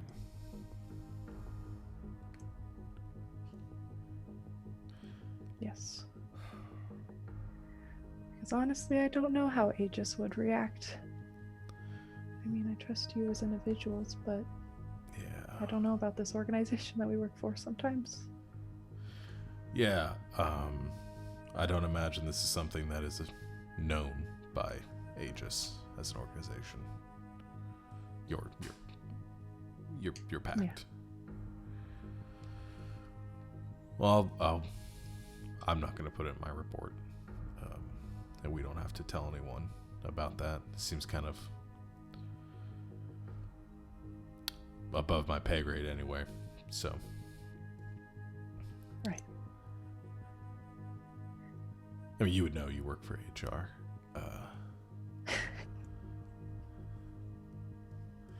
Confidential?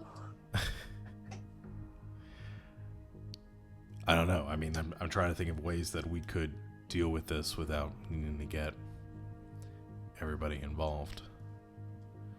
I mean, this thing seems like it hates us a lot. Yeah, it actively attacked us in the visions. May be able to use that to our advantage, try and draw it out, rather than wait for it to make the next move. Yeah.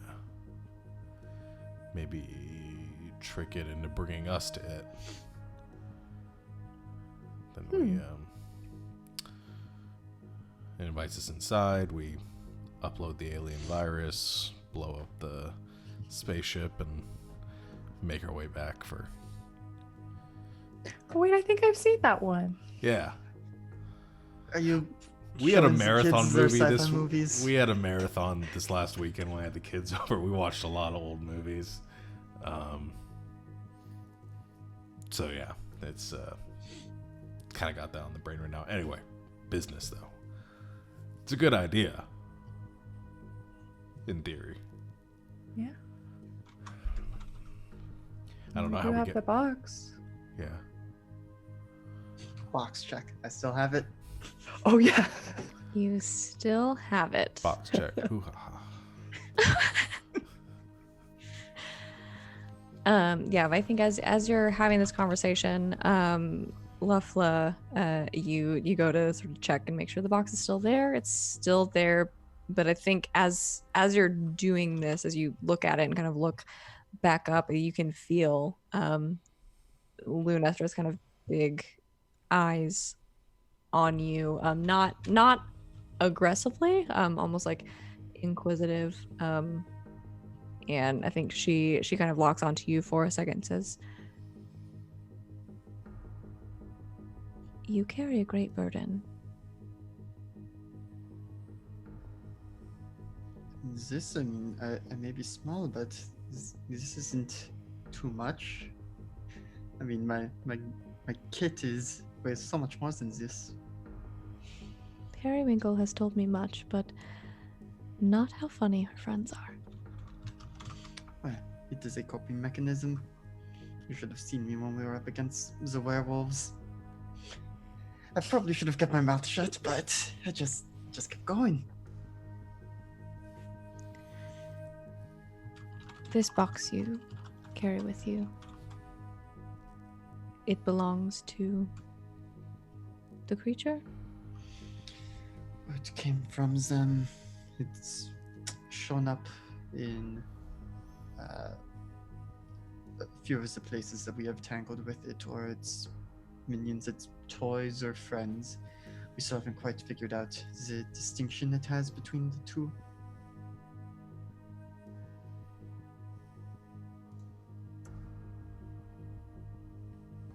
You should be very careful with this.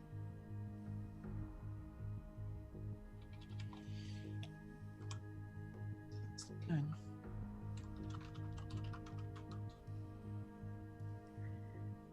As you are sort of having this conversation, Lefla, and I think the rest of you notice this too, there is this kind of moment of silence that permeates the room, and then from the music box there is this brief pulse of light, very small at first, just a little bit of glow that surrounds it, and then it disappears, and Periwinkle, I think you see this. I think you see your mother's eyes go wide, like you have never seen before. And then there is just this blast of light from where Lefla is standing that kind of envelops all of you and blinds you for a second. And again, the sound is almost kind of sucked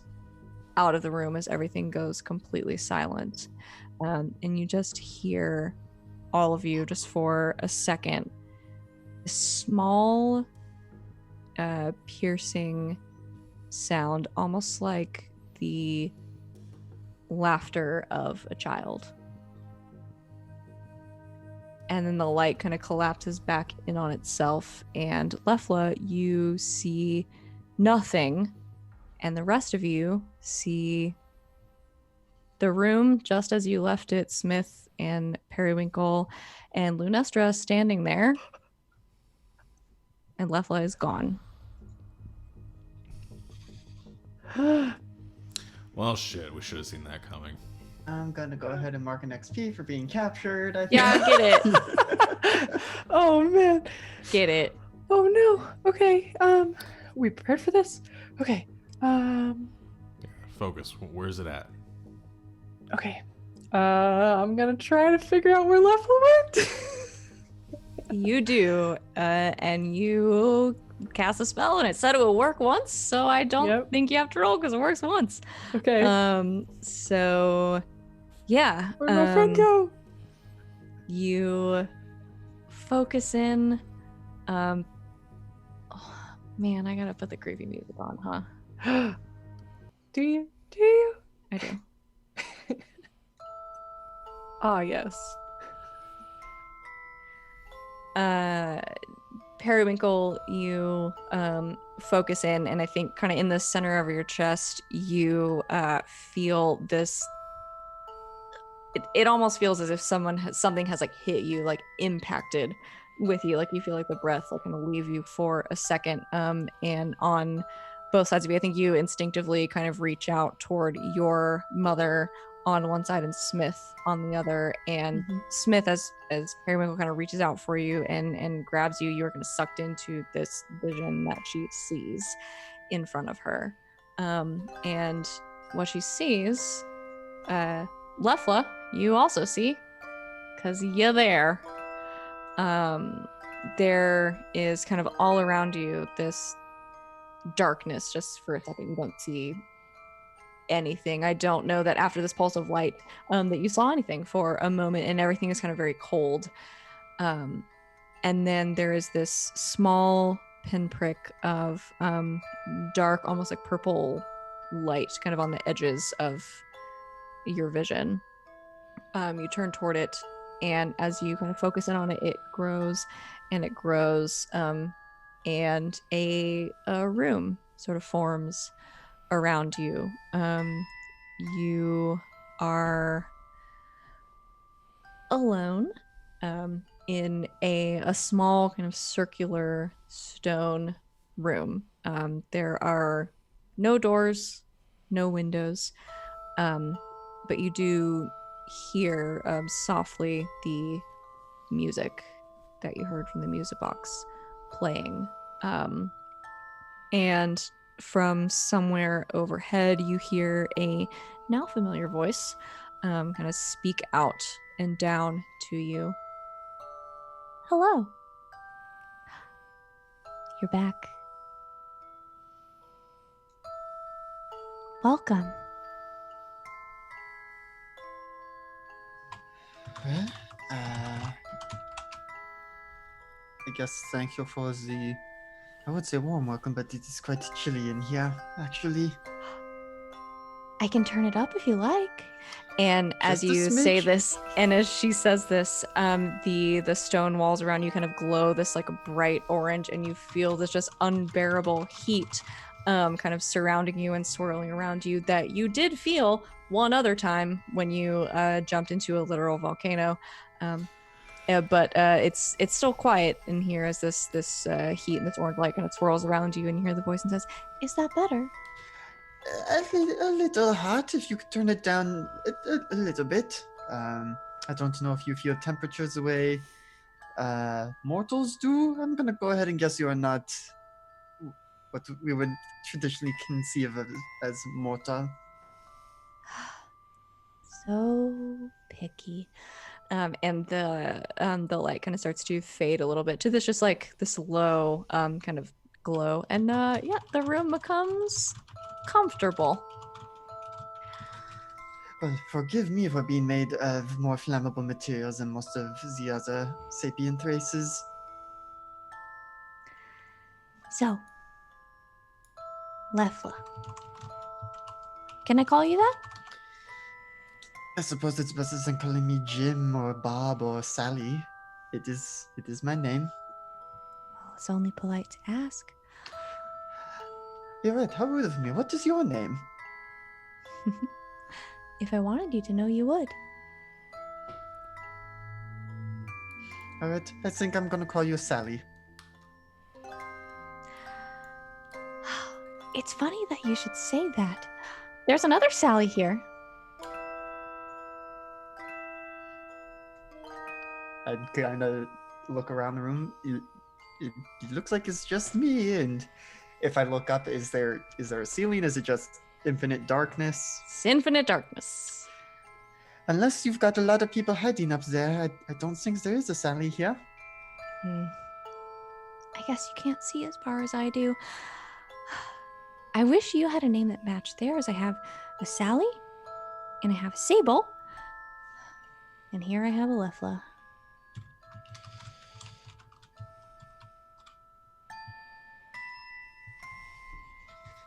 Well,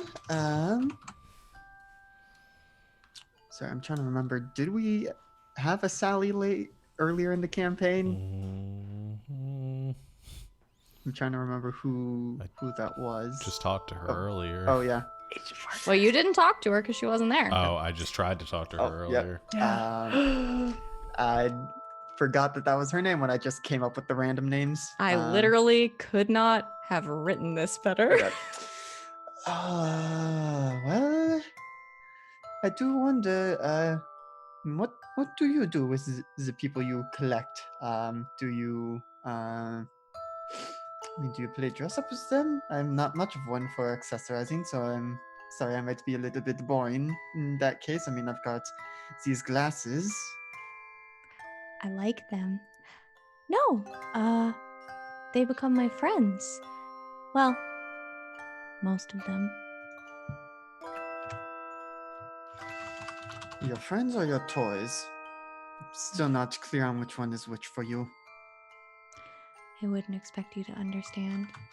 They become my friends, or they become my toys. But toys get broken.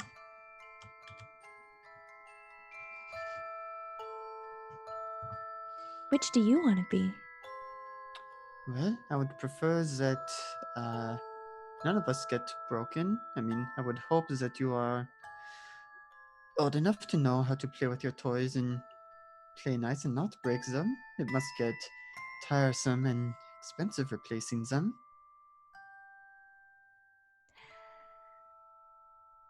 You have such an interesting focus. What, I'm not being broken? Again, I think that's that whole mortality aspect coming into play. No, I'm just reminded that toys cost something for little ones like you.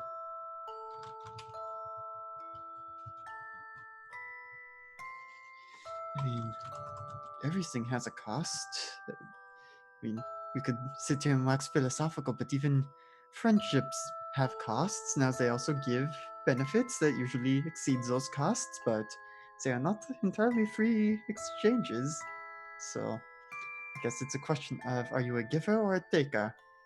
My guess is you are the latter. Oh, Lefla. I think you're going to become one of my friends.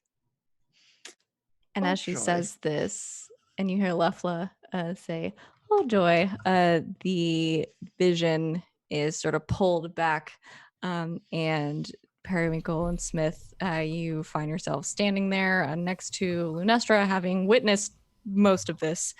But you are still, we're standing in the cave.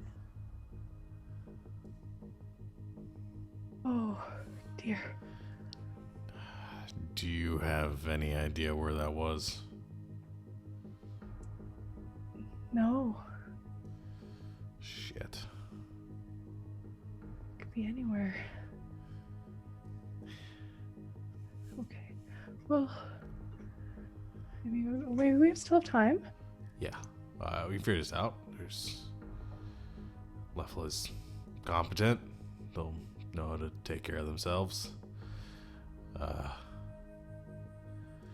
Okay. Yeah, he was good at. Did it say it had Sally? Yeah, I was gonna say he got a lot of information out of her actually. And did you talk to Sally? I tried to earlier today. She wasn't with her unit. Shit. If it took Sally and it's got Sable, it's got to be Yeah. planning something with Aegis and with your people. Yeah. I mean, this kind of sounds like it's going to try to pop up. What you were worried about is the people finding out about the pact and then some sort of Oh, fight, okay. right? All right. Right. Yeah, you're Uh, right. shit. Okay. If it's got Sally though, it's the Aegis is compromised. I mean, she knows she's got pretty high clearance. I mean, crap. As high as you do, at least. Yeah. Okay. I mean, we could try some magic again and maybe try to locate where they're at. Or perhaps, I mean, if it's got Sally, maybe Aegis has a way of tracking. Maybe. Yeah. We at least need to get over there, and we have to let them know that Agent Parker's been compromised and that we need to Yeah. make sure they're on red alert, because if she's brainwashed or something and gets inside, I mean, she could get all sorts of ordnance and nasty stuff there. Not to mention Okay. Lefla, if it, I don't know. I mean, I don't know what it does, if it's going to mind control Lefla too. I mean, Yeah, she said make him his friend. yeah. Oh, Yeah. Yeah, we probably need to get back to Aegis then. okay. Sort of turns to Lesta and's like, we have to go. And there's a chance that it could go wrong. I will be watching. Both of you. Obviously, if you see Sable, let us know. Please. Of course. I will watch for Lefla too. Do you know if there are any people within your community here that would be sympathetic to what Sable might be come back and try to be saying? Sable has few friends, but strong friends. Okay. I might advise keeping under a close eye on them, just in case. Yes. I will do this. I mean, that's what I would do. So yeah, I would talk to my friends. Yeah. I will watch. Okay. Please be careful. Okay. Like, go see give her mom a hug. Yeah, I think she gives you a hug, a big hug, and then kind of turns to you, Smith, and says, I'm not a hugger, really, but thank you. It was nice meeting you. I will watch you closely if you will allow it. Sure. Here. And she kind of points, like, puts a digit to the center of her forehead.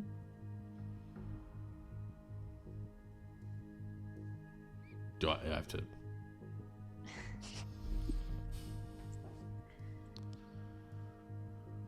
I will. I think she kind of struggles for a word you would understand. Like for a reading second. my mind, like mind linking, sort of. Adjacent. Okay, it's probably kind of crowded up there with the other person, but I'm sure we could squeeze you in. You are precious to Periwinkle, please. Be careful. Yeah, I'll keep an eye on her. And I will watch for Lefla. Okay.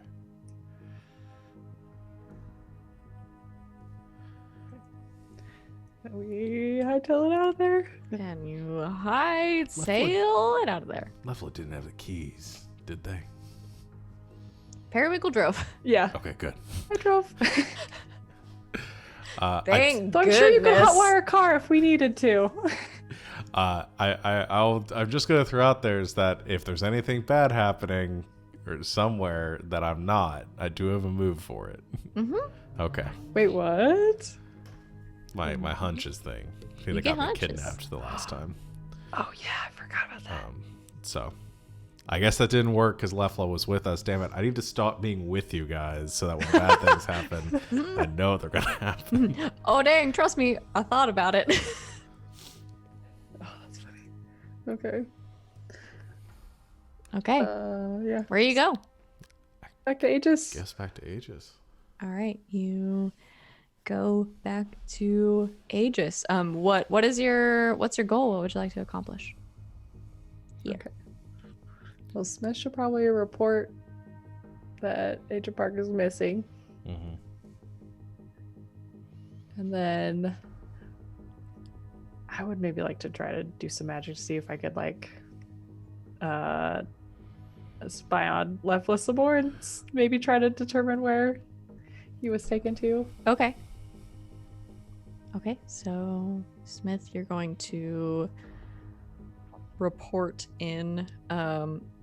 You have I was gonna say you have a move that's like deal with the agency, but that's like for getting stuff, right? That's Yeah, it is requesting help or gear or making excuses for a failure. okay. Well, that last bit might come up. Ooh. Let's do. Okay, we'll start with Smith. Are you going to your superior, or what do you? I guess so. I mean, whoever would be the most appropriate person to go to to say that Agent Parker, I believe, has been kidnapped and maybe magically compromised, and we need to lock things down. Okay. I'll give you a choice. I'll say you can. I think I'm going to ask you to roll to deal with the agency due to the fallout of everything that happened on the Dwarven planet. You can go to your superior, or you can try to seek out her superior.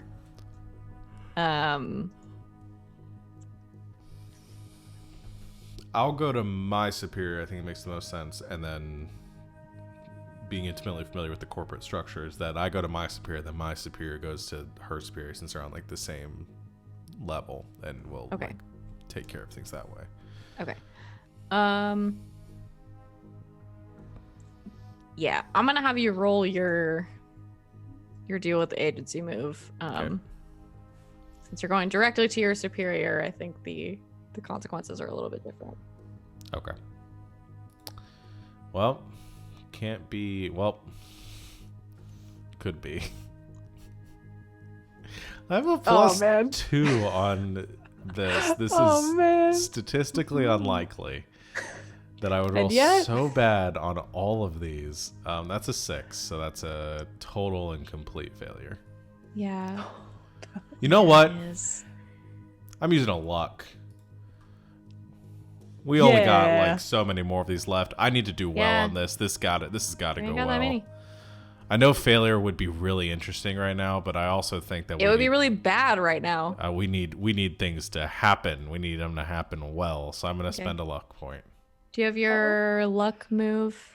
Yeah. Handy dandy, Mr. Spooky? Yes.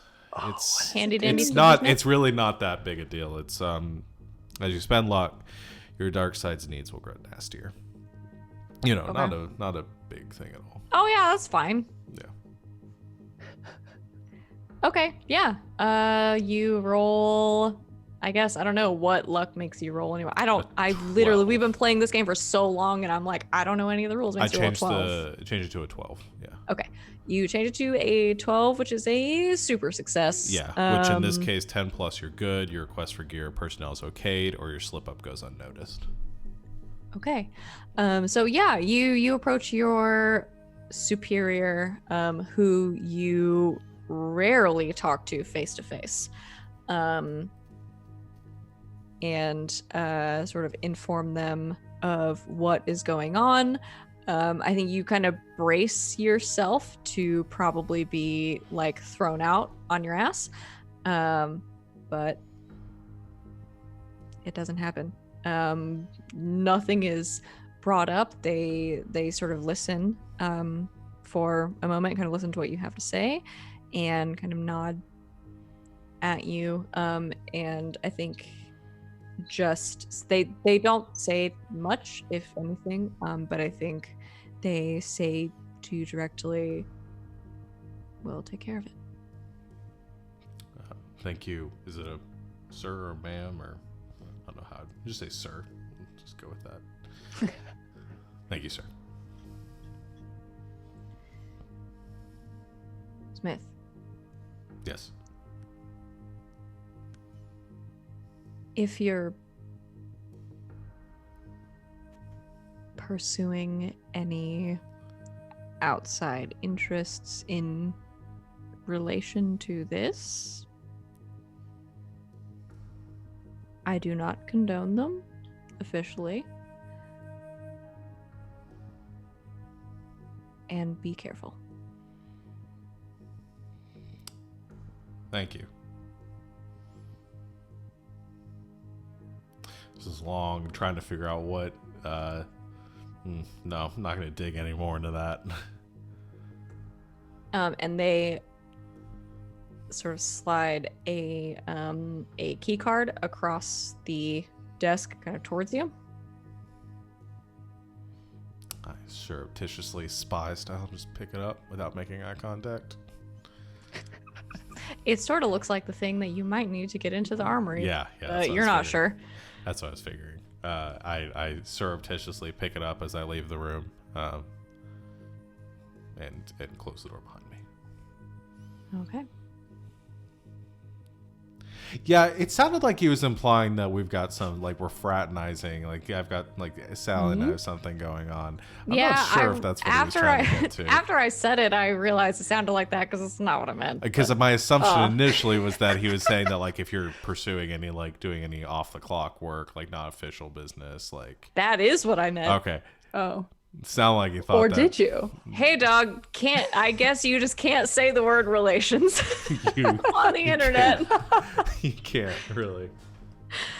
No, it's purely business between Sally and I. Viewers, your headcanon is your own. Is it Players, your headcanon is your own.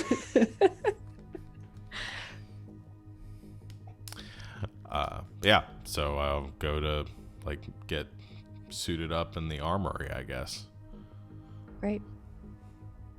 You you walk in toward the very locked door and scan this key card that you have been given, and the whole armory opens. You essentially have been granted access to all of the guns. Oh dang! I walk in. If there's like an attendant there, I imagine they come to me and they go, "What do you need?" And as I walk past, I go, "Guns, lots of guns." And then the big armor racks start zipping out. Heck yeah! Yeah, I'm gonna look through some guns that I want. Out of guns like, everywhere. You yeah. just think about some guns. Yeah. Periwinkle, what you got going on? What do you want to do? Some magic? Some magic, please. Maybe try again. I know I don't have that connection anymore, but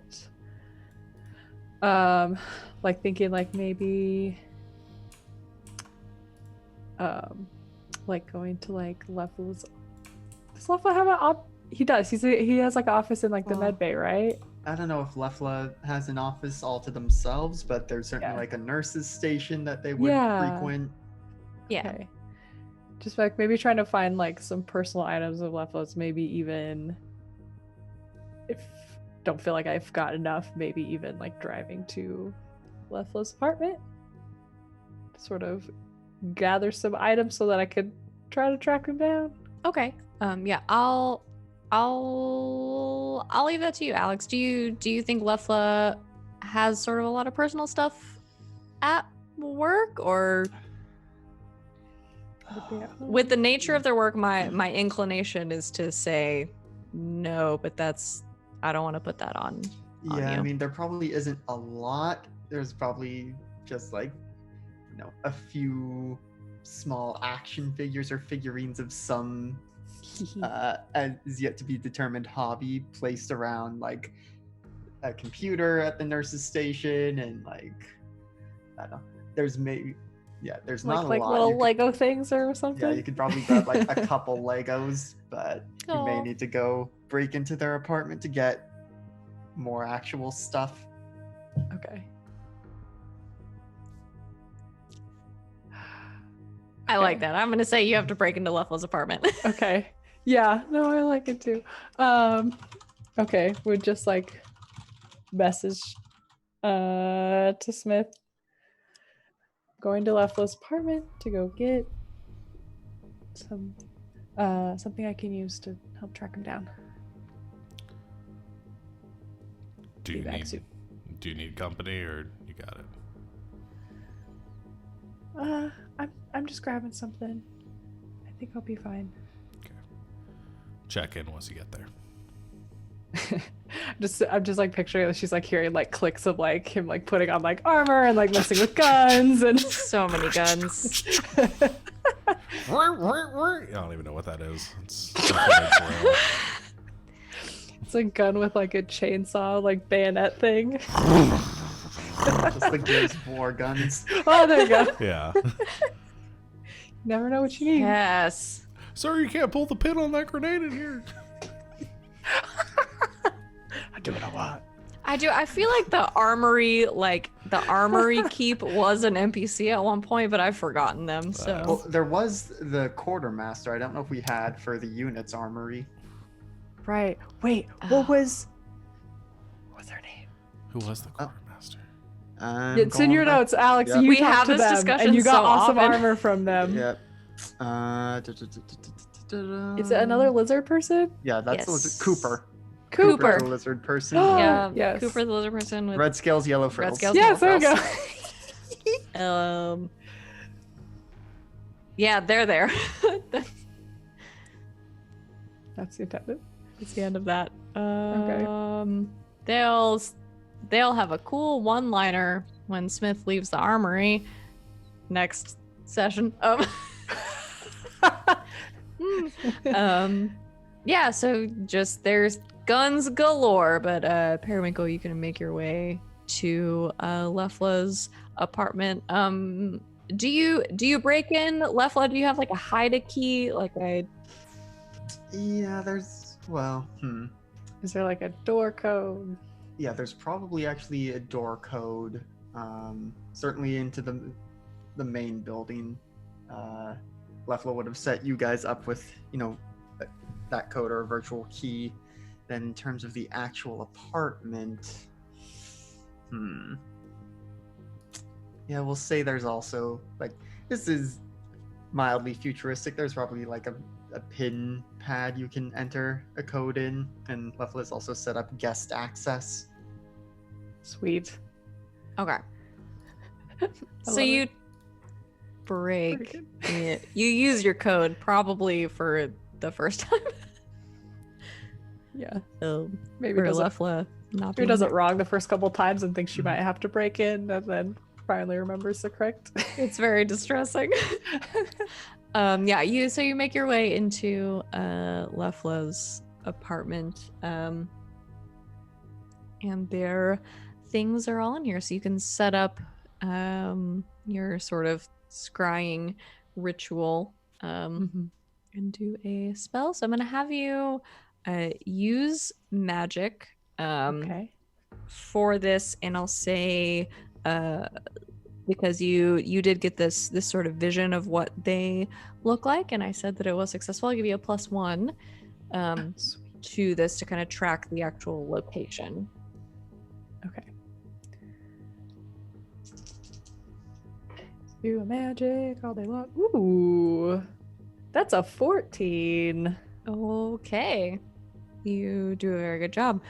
So yeah, you set up your crystals and kind of focus in, and not only like having something of Lefla's here, like all of this is Lefla's, and Yeah. their energy is kind of surrounding you in this moment, and I think you pull that in and kind of focus it, and you get this strange, I think, like it doesn't really feel like a direction or like a location, but I think on the edge of your consciousness you just feel this pull, like almost like a ping, where I don't know that like if you looked at a map you could pinpoint it, but you have this feeling of where Lefla is. It doesn't feel like it's not in Locus, and it almost sort of doesn't even feel like it is on the same wavelength as you, but you feel like you know where they are, and you feel like if you were to try to move, especially how you usually move through with Aegis, sort of through like dimensions and time and space and all of that, casually, that you can kind of pinpoint where you need to go. Okay. Lefla, would there be a photo of you and your partner in the apartment? Somewhere, I don't know if it would be on display. Yeah, we'll say there's one on the fridge, but it's kind of covered up by holiday greeting cards and other things. Okay. I'd like to think that like maybe Perry and like sort of like looking for things maybe tracked it down, and so that was there. And she's gonna put it in her pocket. Yeah, you take this kind of old photograph of Lefla and their partner. And I think as you take it, the energy of the magic that you have just done is kind of hanging in the air and kind of following you. And I think some of it is kind of coalescing around this photo that you have, as there's this little bit of like magical essence of like Lefla and where they are kind of hanging on to this photo that you have. It's kind of like infused magic now. As you put it away, you have a little bit more of them to hang on to be able to track them down. Okay. So it's gonna I think just like to herself, she's like, I'm gonna find you, Lefla. And then calls Smith to let him know that has a vague idea, kind of knows where to find Lefla, but doesn't know what we should do next.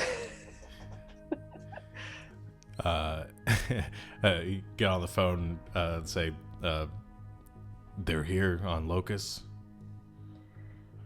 No, it seems to be somewhere else. We might have to travel via portals to get. All right. We want to get to her. I'll come pick you up in the van. Okay. And we'll go. I've got some ideas. And as we turn around, Smith hangs up the phone, and I swapped out my SMG and my pistol for two other things I could have taken as the professional when I first created this character. That is, swapped out the SMG for a shotgun, and swapped out my pistol for a shotgun and my SMG for a grenade launcher. Okay. So Smith is just strapped right now, like the big ammo belts across the chest, grenades along the waist, big old grenade launcher on his shoulder. And this is going along with my violence dark side, I think. Yeah. That tracks. Yup. So yeah, you all, the two of you, gear up, strap in, and get ready to go and find your friend.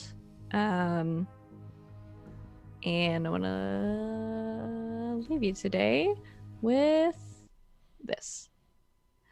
Lefla.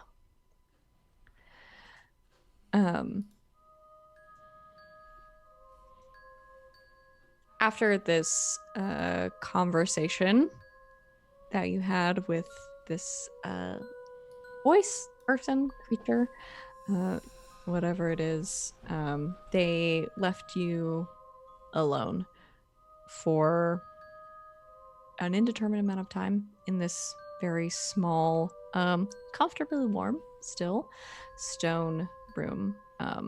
So you sort of sat with your thoughts for a while.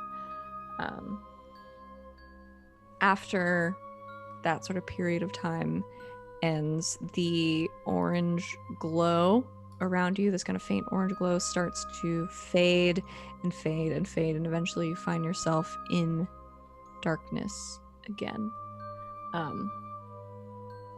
And after a couple of moments of this, the darkness kind of surrounding you and the heat kind of fading away into the cold once again, that purple pinpoint of light kind of shows back up on the periphery of your vision. If you focus in on it, it expands just a little bit, just enough around you to give you a vague sense of your surroundings. You are sitting on a cold stone floor, and there are two other beings in the room with you.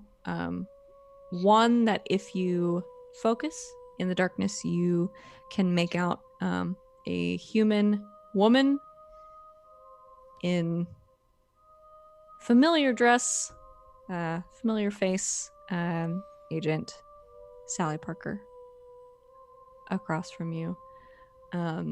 The other you don't recognize individually, but can make some assumptions based on some things that Periwinkle has told you.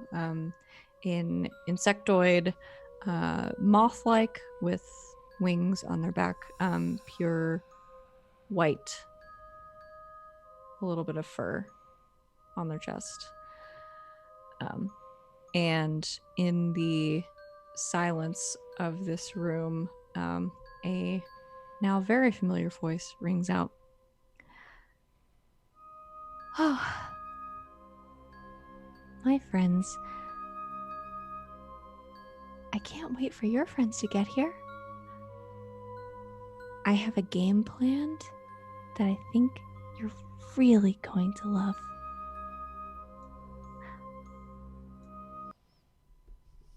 And that's where we're going to go ahead and end today's session. That's a no from me, dog. Oh my gosh. So thanks, everyone, for hanging out with us, if you made it this far. And thanks to my players for playing with me today, even though I'm a creepy monster, I guess. No, you just play one on TV. Sometimes I scare myself, but let's lighten it up just a little bit and do our end of session questions Yeah. very quickly, because everybody loves XP. XP makes everyone happy and not creeped out at all. At the end of each session, the keeper will ask the following questions. Did we conclude the current mystery? Nope. No. No. Did we save someone from certain death or worse? Not really.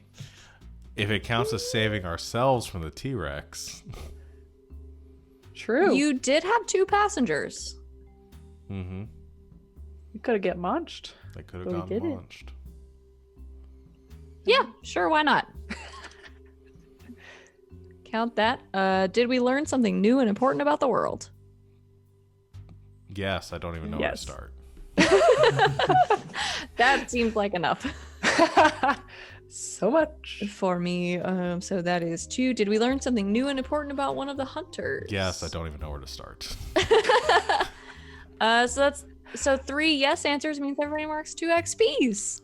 Oh man. That's the Congratulations. last improvement I think I'm going to get for this Congratulations on your 2 XPs, everybody. Oh man, I think I did get an improvement. Good job. Okay, which means this is number 1, 2, 3. Oh, this is number 5. So I can get an advanced one. Oh boy. The fancy stuff is coming out. But yeah, we'll talk about that next time.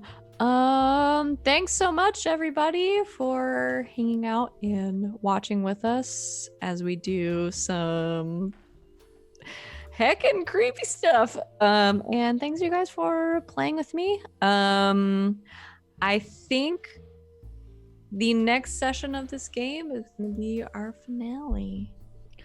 Oh man. Wow. Of this particular arc, and I've said this to y'all, my players, a bunch of times, so I'll say this to the stream and the internet, that this is by no means the permanent end of these characters, and they might come back. We might return to Monster of the Week. We might return to Aegis and the coursers and all of that, but we're gonna end this arc, this particular story, and try something else. So we're gonna be playing Tales from the Loop in a few weeks, and we're really excited about it. Or I'm really excited about it. I don't like to speak for everyone else. I'm very excited about it. So we're gonna the show is gonna be same time, same place, same schedule. We're still gonna be All Myths Are True, but we're gonna be doing a different arc and a different story. So stay tuned for that. But before then, there are some heckin' spooky monsters that need to be dealt with, and I'm very excited about it. let's see. Coming up in the next week here on Game Nights with 2Gs and a K, we've got Saturday nights on Saturday at 3 p.m. Eastern time. So check in for that on Sunday. We have more Monster of the Week in the form of Slaying 101, which I also run. So if you like this, you might like that. And then Tuesday, Exiles, Dungeon World. It's going to be awesome. Wednesdays, Tidefall is back after a few weeks off. So join us then for D&D as well. And then a bunch of other great stuff. Sometimes we do video games, and sometimes we do one-shots, and all these awesome people are in them. So watch it all. And if you missed it, go to our YouTube because there's great stuff there. Listen to our podcast, all that. Yeah. Any final words? I mean, anything you want to say? Thanks for the last spooks. words. Well, I hope someone out there does fan art of Lefla and Keanu Reeves in like a prom Oh my picture god. pose. Yes. Really, we just Please. use Photoshop and just get Keanu Reeves and like Photoshop like a bush, like in his arms. Okay. Yep. I'll Oh, work boy. on that. Okay. God, I wish I could draw. But on that note, join us next week for what I think is going to be the end of this first major arc. of Next week All or Myths 2 Are True. weeks from now. I don't know. What, you know what? Look at our schedule and see when this game happens, because even the person running it doesn't know. Next time, 2 weeks from now, on December 19th at 8 p.m. Eastern time. Let me add it to my calendar just in case. Join us next time for the finale of this arc, and maybe a little bit of talk about what's going to happen next time. And for sure, some spooks and scares and fun monsters and characters. But until then, good game, excellent hunting, and good night, Internet. Good night, Night, Internet. internet. Bon nuit, internet.